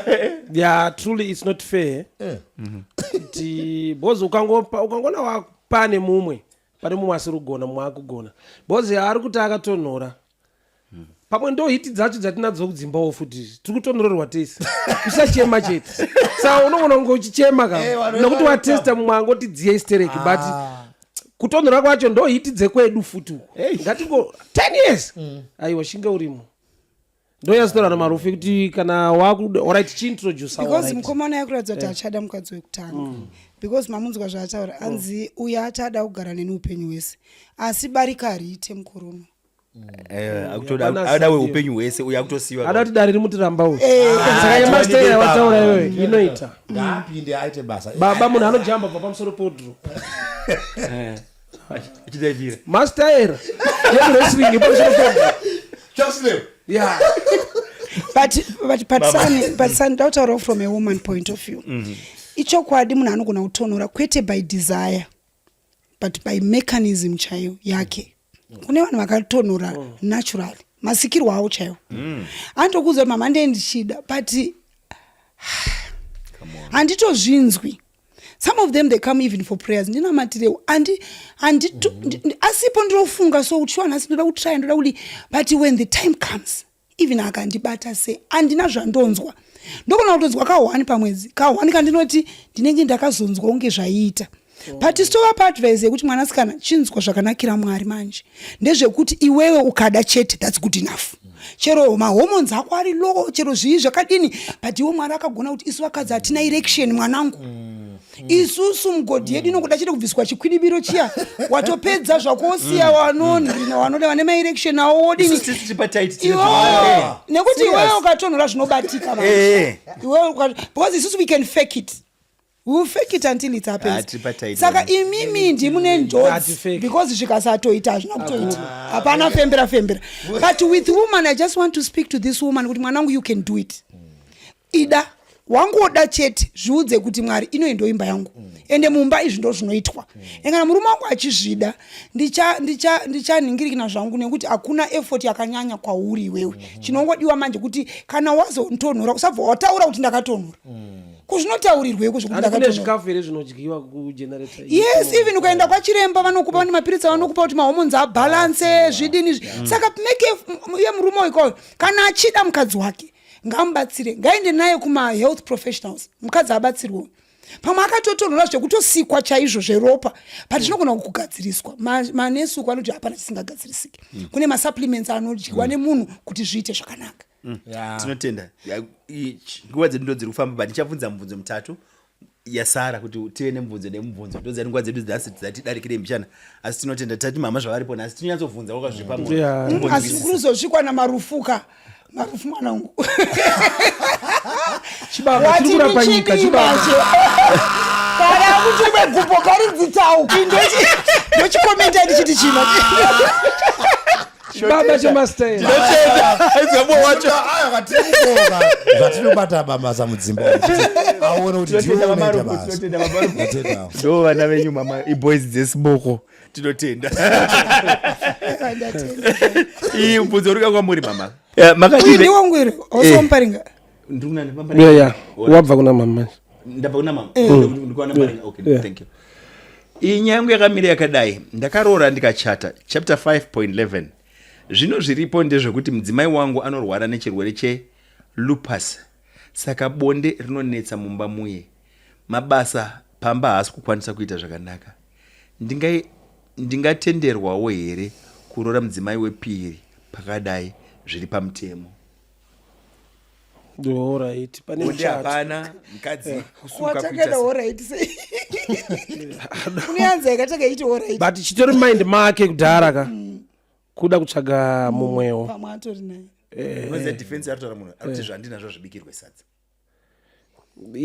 ya nunge pakesi yekuti madha vanorwara asina bonde havachakwanisa right ana tete variko hama dziripo chinogarirwa pasi chioneswa bhozi mukwasha ane genuine nyaya yake inobatika mumhuri yekuti kana atezvaraunzisoti haangafeni nzara mufano akaroora saka haiwa zvinotaurwa zvinogadziriswa because nzara yemumba umu shuwa hapana mamadhiri anga yati pana kana pureya inopinda apadi prayer prayer panotoda munhu mama shoko rinoti hazvina kunaka kuti munhu ave ega paitaura nyaya dzakawanda ipapo hazvina kunaka akasikirwa mukadzi wakuri kune nyaya dzisingade fasting prayer ikurusedi yaunorova wega mumba mako iwe ushumiri mama tinotenda ndinofunga kuti zviri nani kuti mukadzi apepe murume wake pane kuti murume agopepa mudzimai wake asina mamwe maneeds ari kushayiwa, because women are different from men. Like Muparinga said, kune dzimwe nyaya dzinokurukurwa mumhuri mwanangu, kwete zvekuti nditsvage idzi dzinotodaidzirwa natete nanambwe, ende zvinoitwa zvekuti hakuna anogona kutonyatsoziva kuti zvii zviri kuitika. Kuna mainini vaizongoendeswa kumboko vachichengeta sisi wavo kana tete wavo vachitodi taizongoona mainini vatozvitakura, because mhuri iri kutoziva kuti mwana wedu ari kurwara, but mukwasha wedu haana chikwereti nesu, ende hatisi kuda kurasikirwa nemukwasha. Vaiunza mainini pamba vanenge vachichengeta zvavo vana nekudini kuchengeta baba. I think zvikadaroka zvinobvisa kauchivi mukati, because it's a public thing. But once wanotsvaga manje isati mboreki kuti wakaura. Baba Bible hatina kuti unotsvaga mukadzi nekuti arwara, rakati kana wafirwa asati afa mukadzi achiri mupenyu program yafa uye marwariro acho Muparinga program yafa mwana uyu ngaarege kutinyepera. Marwariro ari kuita mukadzi wake atadzise bedroom.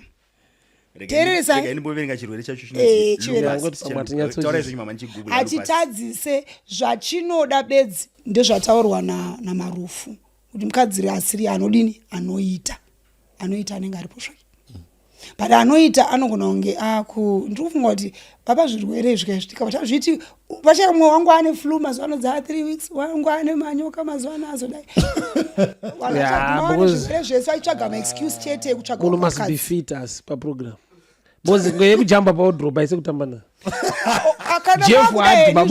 gymnastics probably tautaura imwe nyaya iri different hanzi chiwe Phathisani. Chirwere ichi chinonzi chinokonzera inflammation, kureva kuzvimba, kuita sekurwadziwa chaiko chaiko, and chine potential damage. This can affect many parts of the body, including joints, skin, kidneys, heart, lungs and brain. Saka achiti chiri palevel yekuti hapana zvinobuda bozi unotokuwadza mumwe wako, saka kutomunzwira tsitsika kutopinda mbunowataita sei mwana ari kuda kudare rine richitsvaga zvandiri kufunga inini chirwere chakaipa ichi handi zvandiri kufunga ndezvekuti probably kana ukanga wapinda mumarriage chinhu chaunoita, I think we need to also announce kuti marriage is it's a commitment. You actually commit to it. Haupinde une maoptions. Haupinde uchiti kana zvakadai. Wapindira including bonde rikashayikwa commitment yamukutaura munoiziva here. Commitment munzara imo. Commitment munzara imo.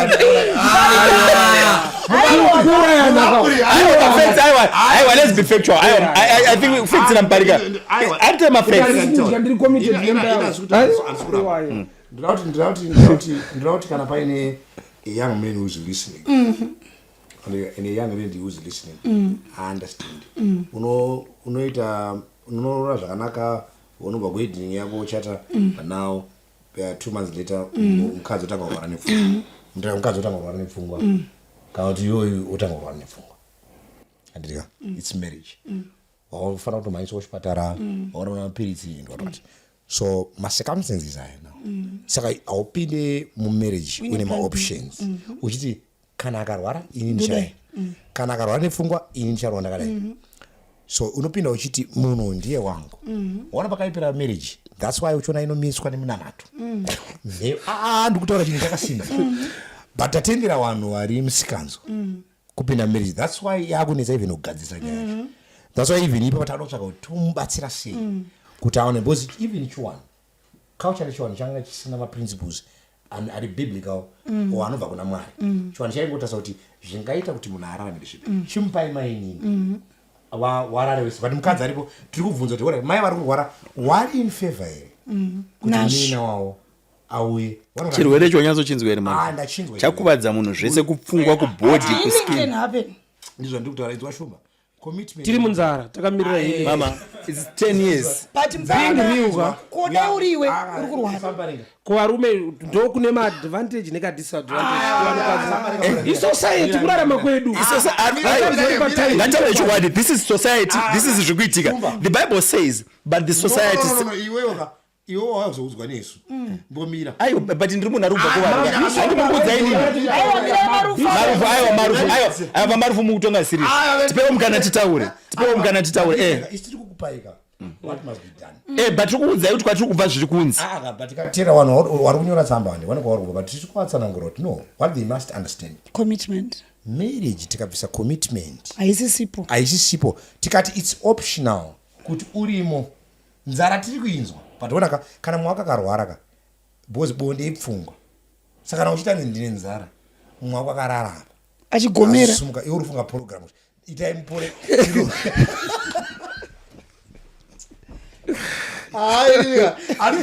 tinotenda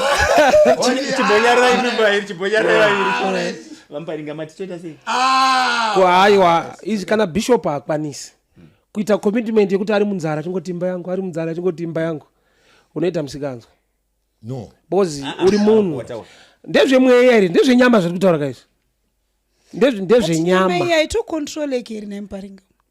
saka unogona kurarama kuti handidi bonde ndorarama neprayer nyama uikunde tikureva under the circumstances dzekuti paita urwere hazvigone kumbo unogona kugara 2 months gore is not easy. aiwa mira indipindo bachelor for 31 years wakaita bachelor up to 31 years wakazoravira ka uyarika mabachelor aroe kuroti wairavira futi uri bachelor according to him ndozvavari kuita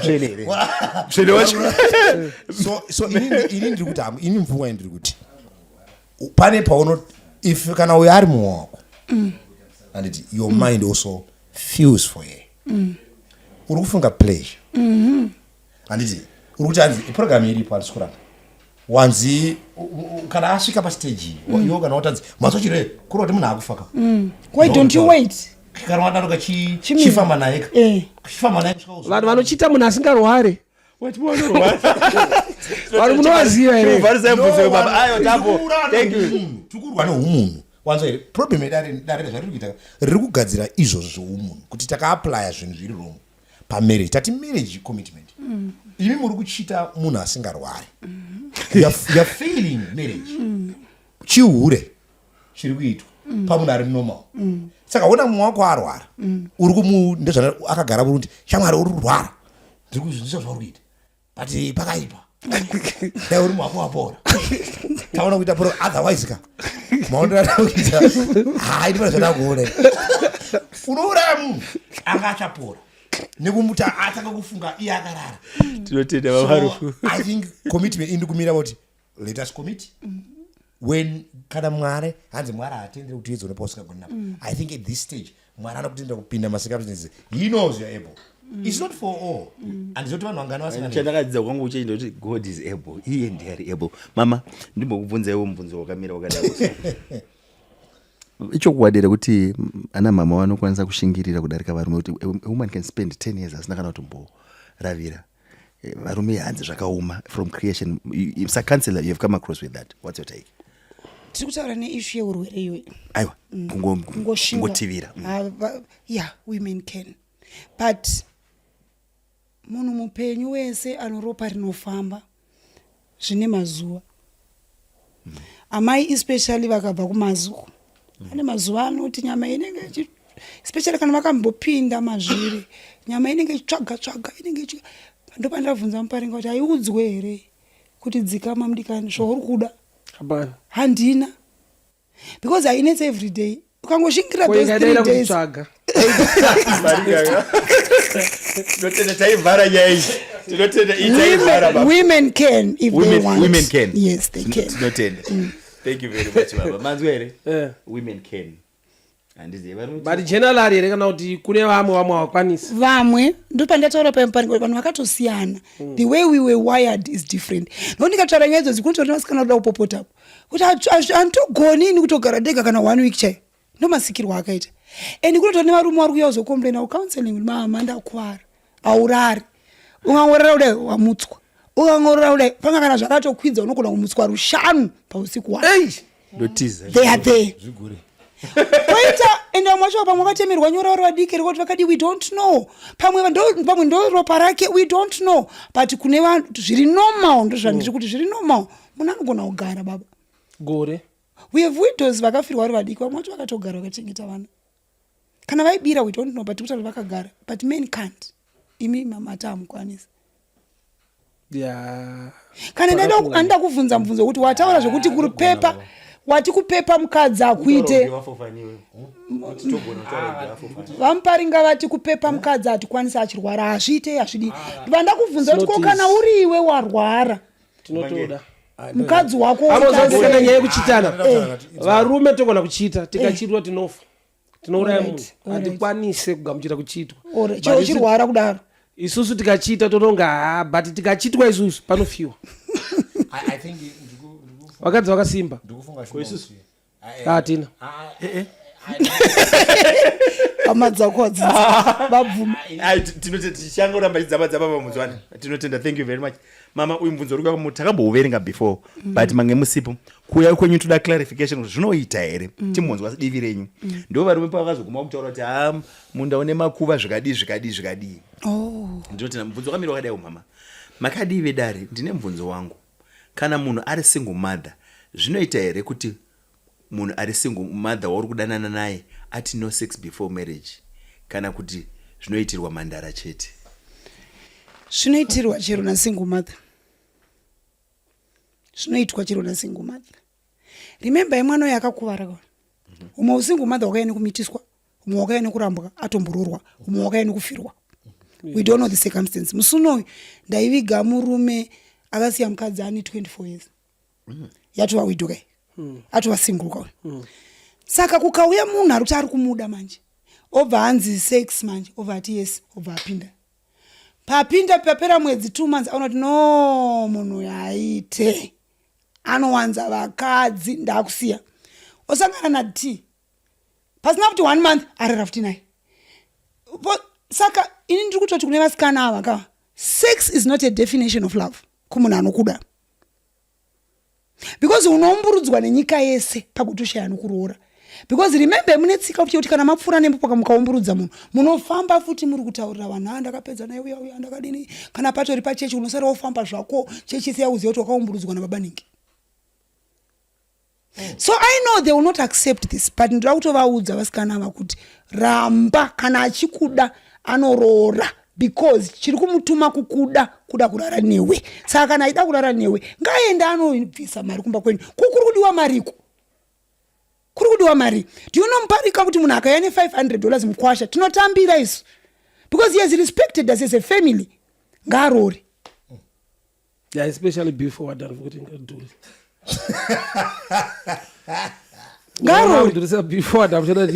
because mukangobvuma chete namarufu nyaya dzemasleepover kuvasikana zvakutoreva kuti vana ava vatova marejects because in other words muri kuti imi kana munhu asiri mhandara haana value ndozvamuri kutaura vakomana but is it true mama patori nevhesi iri mubhaibheri inoti kana uri mukova tichanyara asi kana pakavharika tichashedzera sirivheri dzakawanda paul obva ati kana munhu asati ane 65 years haisi chirikadzi mudiki munhu uyu ngaarorwe paul anotaura kudaro they should marry these people saka kana tati ngavarorwe there is a process iripo before kuroorwa courtship munhu ngatombopinda mucourtship ngazive munhu uyu musinoda tovarambidza nekuti ukangonyengwa wakutoya nemunhu pa 1 week wakuintrodusa vana wazona kuti akadhakwa munhu wamuramba wanotora futi umwe kusvika vana vane confusion so isusu tiri kuti ka chamuri kuti imi chiri important imi wakomana imi umhandara imimi pandoda kukubvunzai kuti mese zvamuri kuda mhandara ko vasisiri mhandara ava vakavhurwa nani tisu varume vacho kana murimi varume vacho zvoreva kuti azorealiza mwana Jesu anoti kumukadzi uyo akabatwa achifewa uyo asati ambotadza ngaatange kutema ndopa ndakaona kuti nyika yakaparara ndobva varume vese vangauya vachimuguzvurudza vakaona kuti vese vakambotatza ndobva vati pori ndobva vaenda inzwa mashoko yamuparinga Jesu anoti kana neniwo handikupi mhosva asi usazonotadzazve zvoriwa usazonoita futi imwe sex until you find yourself a husband. Yes. mama mapindura semufundisi ndida kutaura sesociety munhu asiri mhandara mvana ikakurambira sex unoijaja usingaiti unoidza rafu isociety mapindura samufundisi because mind dzevakomana ndedzekuti ari kuramba iye akatombodaidai kudhara asandomusiya sa uyu nefiye maita mavayambira nefiye kuti ndinosiyiwa anongoti ende vachitosarawo zveshuwa but ari kusiyiwa nethe wrong person she mustn't worry. But okay, listen, I think there are problems here. We understand, we appreciate kuti pane wakadzi vasangana masituations dzatiri kuti dzamvana wada kurorwa rodi but Bible chairo ndichitsanangura Old Testament Bible raitoti kana pakazovhetwa pakaoneka kuti mwana musikana yanga isiri mhandara pane murume anga achitaurwa anga achikombolera kuti mukadzi uyu makanditi mhandara ndikazoona kuti haasi mhandara zvikanzi anode baba wake namai wake vanodedzwa zvotarevhesi kana wadedzwa pobvunzwa zviratidzo zveumhandara zvikashayikwa Bible rinoti mwana musikana ngaatorwa kure kuti vamutake nemabhoni ekuti aita sebenzi anyadzisa wabereki wake. You see, so I think even when women were created kana vari vasikana there is power yekuramba uri intact rakaiswa naMwari even muvakadzi rekutoramba nekutiza nekunzeka kuti imbomira plus umhandara hwacho zvavo Mwari anga agona kuti akauyisa pakavanzika haana kuisa pamhanzi apo kuti noti andakadhumana naye zvikabva zvangovirikina akanga azoisa nemabodyguard 2 chaiwo akasimba kumasaidi akati ukaona posvikwa newo unenge wambozama even warora mhandara yacho uina bedroom baba ihondo baba wakabvisira panotoshandwa ibasa usiku wese muchidhonza kuti nditendere ndini ndakatendera kuti ndibini panda hondo saka ndikuti nini ndikuti now we have this broken society it's broken where women wakadza warara handizika wakaita zvawaita vakabuda muzvinhu izvi wawega wasingle now they are saying ndikuda proper ndauda chinhu chiri proper tiri kuti tada kutanga kutidzira nemwana asati asvika kuti aone kuti pane matambudziko ndosaka pano varume ndiwakabvisa but ngatitaure nevana vedu vasikana kuti wakomana ngatizvichengetedze ibva maenvironment wozi umhandara unochengetera mhuri yako unochengetera baba wako kuitira musi wekuroora wachaje wakasununguka pasaita anoti iyo mudhare uchajeko chii chawakutaura damage munhu akadamage asi umhandara hwacho munouda I remember David akutandadzaka Bible roti akatotsvagirwa mhandara kuti imudzise baby chike aisina makomes wekasodoma akachiti mababy chike unobotirasikewo dzoka wotirasikewo enzwa zvinotora ndikuti umhandara we are appreciating handiti ndo patinotangira bosati tikuenda kumasekamuzinzi pane mwacha ndisakaenda karepwa bokuti chii we don't play victim here I appreciate kuti whether akarepwa whether akamitiswa akasiwa anofana kuwana proper marriage there's nothing wrong about it kuti wana murume anofana kukuroora we subscribe to that but we are saying society ya broken Phathisani izvi patiri kutaura so tine mhandara tine wakabviswa kwarisika vanhu vese vari kuya kusanganiswa padare mhandara dzinogona kuti munyaya yedu tikasaibata zvakanaka saka it's fine unoorara ungoona zvinotamba musi wacho wekuroora kana mazita ndichazongoti kandasada kuroora ndada kurwa ndomisa munhu wacho kuti usadye ndopa wandoda kupa wekuroora pasa munhu anenge ane wake anodya newake wekuroora anoroora anonyimwa anodziwa imbomira kwekufara tinako andozivi saka asida kuti mhandara dzive discouraged neumhandara dzachengeta kusvika zuva ranhasi ngadzizive kuti umhandara une value kune vakabviswa hazvina kunaka kurara pese pese learn from your mistakes then say okay let me pull up myself and do the proper way. Wapiwa second chance. Pananda kurora chireka kungurara futi pisi. Wozokuramba uchikanya nekucorrupta society. Tinotenda. Yeah, so I think I agree to what Mama is saying. Siyabonga. Mama Mbunzi ndingopa imimi avanozongopindura pekupedzisira. Nokuti nhasi tinemi. Mbunzi wedu kupedzisira muchirongwa chedu chedare Remachinda. Toda kutenda vese vatisimbisa, vese vanomira nesu. Mazita evatatu vaya vandati vari kuwana mahamba kubva kuproton. Ndinoashedzera takunovhara. Prochitongwa ndipo mazita ayo tinotenda. Mama Mbunzi uri kuya kwamuri uyu. Makadi vedare, I'm a man aged 29. Ndakarora muna February. My problem is msikana wandakarora akanditi virgin andina kumbenge ndada kurara naye before ndichiti tichazvijikira mumba since taiva tawirirana wanano then ndakazondotora musikana akauya kumba kuzondopinda mumba yemukati wanei rava zuru rakapinda nyoka dambudziko rakavapo pese pandarova sapatina ndobva ndafunga kuti saka makapinda ngani dzakakura sei before inini inobva yarara ndobva ndashaya kana appetite yebonde. I think it's better kurora mvana ine mwana anooneka pakurora munhu asiri virgin. Pfungwa dzangu dzatambura. I think problem uri yakatoitika kunyeperwa. Kunyeperwa kunorwadza kutokunda zviripo. Now mukomana uyu not only ufunga kuti saka pakazopinda zvipa kutokutofunga kuti saka paiti nyepere aita handichazoziva here uye aiti kana ndaziva ndichazoita sei. Shuwa mukomana uyu haana rugaro but vana vedu vasikana zvinhu zviya hazvinyepwe. Zvakafanana uine bhegi rako rauri kubva naro kuSouth Africa, zimura inongoti taura kuti mune chii. Ndawakanyepa vanozongoti ngazvikuturwe tione. Azvinyepeke zvinhu zviya. It's better to be honest. Munhu wokuda uri zvauri.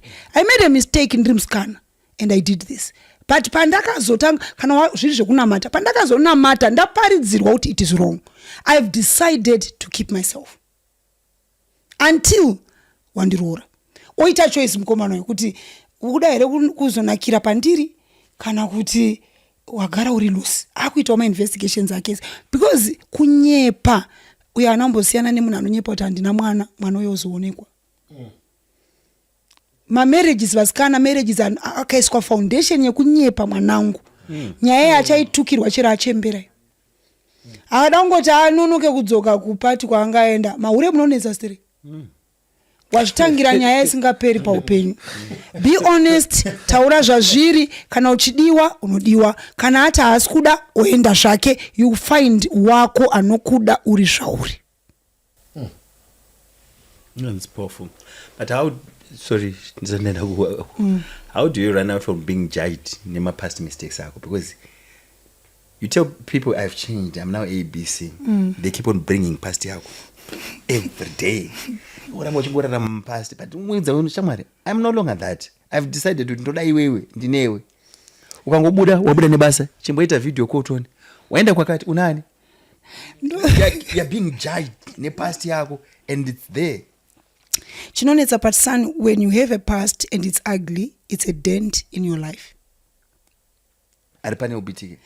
Inzwa. But rinenge ratojereka. Chinzwa manje. Rinozoka. Mataura kuti ndine bhegi rangu, ndauya naro bhegi rangu ndarivhura. You take advantage of bhegi rangu. Ndora uri kurova naro every day. True. Ndakaribvurira bhegi rangu kwauri.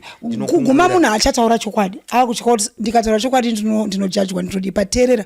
Trust futi chero yakamboluzwa inoitwa futi regain. But aiite unge event kuti boom yauya haiwa makutrust kwa achakubvunza. It's a process. Acharamba achiita izvozvo tora video call idaiso but ukaramba uchitora video call yayaka akatongona kuti kubasa mwoyo wake tera atopedza. With time unozoona zvinhu zviya zvinoenda zvichipera motodzokera pamakanga muri, but it's not an event. Phathisani, munhu akachitwa kana kuti munhu akarwadziswa haudzwe naakachita kuti nyaya yacho haiperere. Akachitwa ndiye achapruvirwa naakachita kuti ndakaregedza. Kusvika iwe wakutozvita manaka ukafunga magame ataimboita kudhara so kunoita vasikana 3-4 unongochivadi iwe toti aiwa mani zvakapera zvezvo semuchiramba muchizvitaura zvinoti aila. haufosekedze healing uri wakauya nechirwere chacho chekusavimbika. Rega akarwadziswa azoshowa masainzi ekuti aiwa tagutsikana, kuti aiwa makatendeuka. Saka past as long as iri yako, you can't run away from your shadow. Asi rimwe zuva tichazoziva zvedu kuti vakaita asi vakarega. Vamura. Zama dzangu dzanoshanda nadzo dzimbo iseko idzi. Pamwe ndiri kuiswa mukona handichaziva bvunzo yacho kuti mungamutsi mukona. Zama dzanoshanda nadzo. Unenge uchivaudza maproblems ika. Nemabasa ari kubatwa. Mauda kuyamatire. Tinogona kungovhara program. Tinotenda Marufu. I think I think so nobati tikenda pa runzi na bhuku ra is Ephesians riri kuti musanyengera mwari asekwe chinodyara munhu ndo chaanokoma. So wagona kuti ukadyara beans and wakuti nguva yekukota chibage ndo chandanchida but beans hazizoti dzabva kupi. So you can't then deny, you need to live with consequences. You see, life yes tiri kufamba in a direction, that's why so tikanonoka kupa. thank you Marufu ndandakanganwa tiri ipapo andikunzwa zvamuri taura. So Paul aimbonzi Saul but he changed, and every time paimira pamberi whether ndepamberi paagripa atanga ati ini Saul ndaitambudza kereke. is a change. Are we getting it? Is now a changed man. kuitira kuti kana paine But I munhu acknowledge ndakambuta. kana kuine munhu atirambe mama ndavhura baggage yangu yandikusenswa against ndindi kutoya nayo kabaggage ndakatadza kuitira kuti kana paine munhu anoziva nyaya yake ati po ari kuti I understand, I take guilt of anything chamuda kundipomera. I'm not in denial.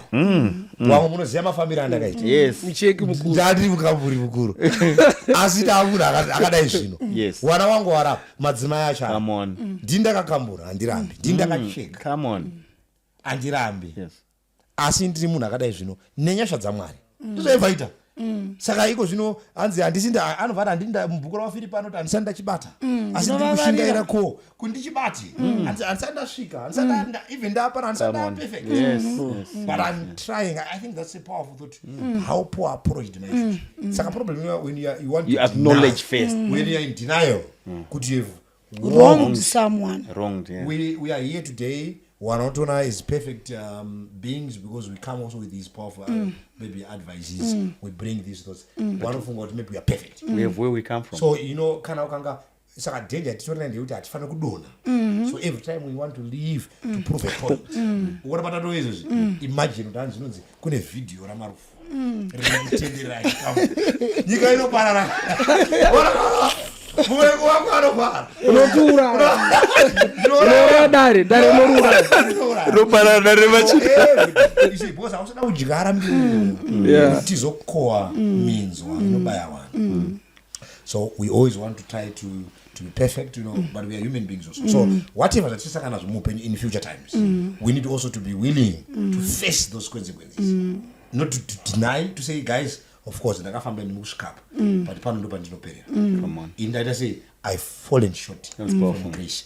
But nguva dzese zvinodiwa nevanhu how marvelous it is kuti mapedza kutaura zvamataura munozvirarama and you live to what you've preached to others. Vanhu vanoti hallelujah. So I think from that kuda kuita deny past, it's also unfair. It's actually unogona kuitena your past, your lemon to become lemonade, your sausage to be your sewages to become sausages. Your what? Your sewages to become sausages. Yeah, isiriyo. Ya but inoshuma ndiri kuside kwenyu pakudai. Mama matara zvakanaka Marufu ndagamuchira. Kune vanhu vanoabusa kuti munhu akanditadzira ndomufendesa chete. Vekuti nyangwe ndichimirira side rinori kuti ndigutsikane nokuti wakatadzira inini kana. Kune vanhu vanoti ndopandomubatira handikusiyi. Zvototi iwo uchitoda kusiya kwacho unozoti tagara turungwata kwa baba. Chingopedzisa because handicheneswi. Video call every minute. Munhu wacho ari kunonokawo futi kundipawo time yekuti ndinyatsotarisa nyaya dzangu. Saka since ndajajwa ndiri mucheki. Tangopfurira mberi because ndiri muroyi kudhara. So kune pressure inokonzera. Pressure yevanhu vasiri mature uzoti nyangwe akanditadzira neniwo ndiri munhu ndinotadza. anda kupiwawo mukana saka vanokuisa pakona steri kuti aiwa wakazodai akwezodai saka sometimes zviriko musociety kuti iwo you want to change but yatoabuse yokunzi wakatadza uda pache tsotsiwe tsotsiwe sanozoona kuti utsotsiwo uri kutaurwa manje ndo wakubata maindi yako kodza saka chandiri kunatsira zvinhu nokasika kuuya chii pochokasika kuuya kumba nhasi matoita achiri makuseni kuti mubate nguva dzekuuya haumbofa so I think there are a lot of things that we can bring into this but iwo kana ukanga waona kuti society yaziya past yako and also they are going against that you really want a reform to change. I think it's also important to change even the environment so that you can also start as wantanga kunzwa uchibva nouko. But maybe problem Marufu is vanhu vacho vari kuita izvi they are very close to you zvekuti you can't change them. Chiremember ari mukadzi wako akaukipira mafaira manje unoenda kupi manje kwawaenda kwese unenge uinaye kana nickname waita chawaita wanzi nickname ba unochembera nayo nickname iyo utosimba chacho. So I think parikuda notonzereza blareza. So then I think I don't know. I think also with time when you work on yourself kana vari close usingagona kubvisa. I think you have more effort to put in your life. So vanhu zvavanoita vanhu pane mafruits anoproducewa newe pane mafruits aunotanga kuproduce with time muti ukadyarwa nhasi haubereke mangwana so uri muti wadyarwa wane mbeu itsva iri mauri so close your nzeve dzako and vanhu vavo vanorwadza ndiri kuimagina Amarufu maita mutende wenyu angotendeuka abva atosiya zvese ende akatosiya zveshuwa hachanwi hachauri hachadini akuda kutonyatsora bati kumusha kwake kunjanja uko vanomuziva ari munhu wedoro vanomuziva ari humanizer imi abva afa manje mutende uye kumusha uko vasati vaziva the changed person chero paanotomboenda kuti ndakunamata nonzi iwewe avoseka paufoka kana bata iwo panofa munoziva kuti munoshamisika nevasahwira vai vachiita izvo zviya zvaaita kare apa chachisikwa chitsva pamoda kutoparidza botozi iwe girasi hana vacho vanigare pasi vachitora makoti vachidira pabhoxi ipapo vanhu vanoda kubata past more than current and future. That's powerful. So I think torambira muzvivere unoziva chinova chidzidzo kana une mukana wokugadzira path iri straight uchine mukana famba nayo hapana chinhu chinorwadza sekujajwa for things that you have done in the past and zvoramba zvikunamira it's painful. So tinotenda shumba tapedza tinotenda dare machinda kutitsigira kwamaita nhasi tange tina mama for us. Amen. We felt the shelter of a presence. Tinotenda vese vakashedza mama kuti vakuzotibatsira muzuva ranhasi nekubatsira kwamaita mama tinogona ngoti tinoita once off ndozvataitishuvira but vacharamba vachikushedzai apo neapo. Tinokutendai mama nekuuya kwamaita muzuva ranhasi nguva yenyu yamatora. Maita Machinda. Thank you so much.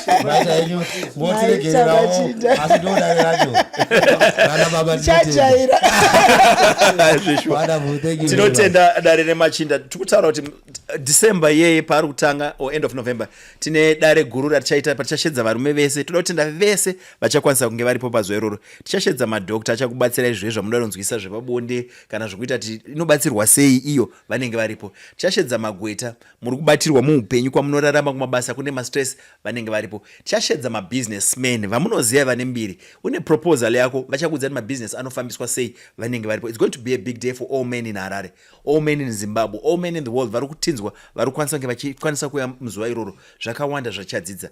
But ndiri kuudza kuti it's going to be a life changing event yachaita. Tiri kushedza tiri dare guru remachinda. Tinotenda we're going to be having dare iroro kamwe chete pagore sealibonga kakulu. Toda kutenda zvekare mazita matatu andataura kuti vakatitsigira kubva tichitanga. Mazita acho kanitazoti producer wangu atumira here.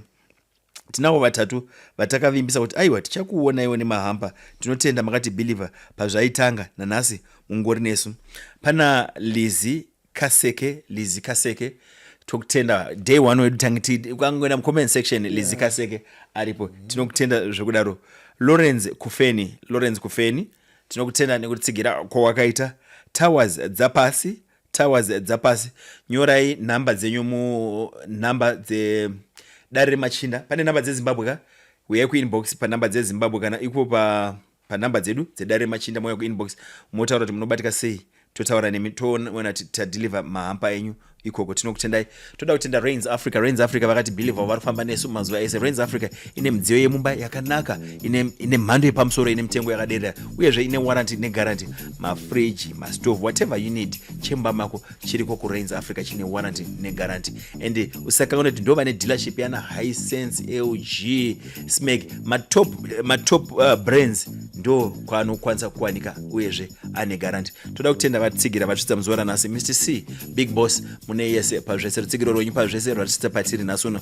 Mr Frank munambobvira maneta, tinotenda. Mablenza tichinonoka kuwe uchimbopopota, tinokutendai. Tisangane musvondo redera dare Remachinda. Asante sana. Wonderful. Thank you.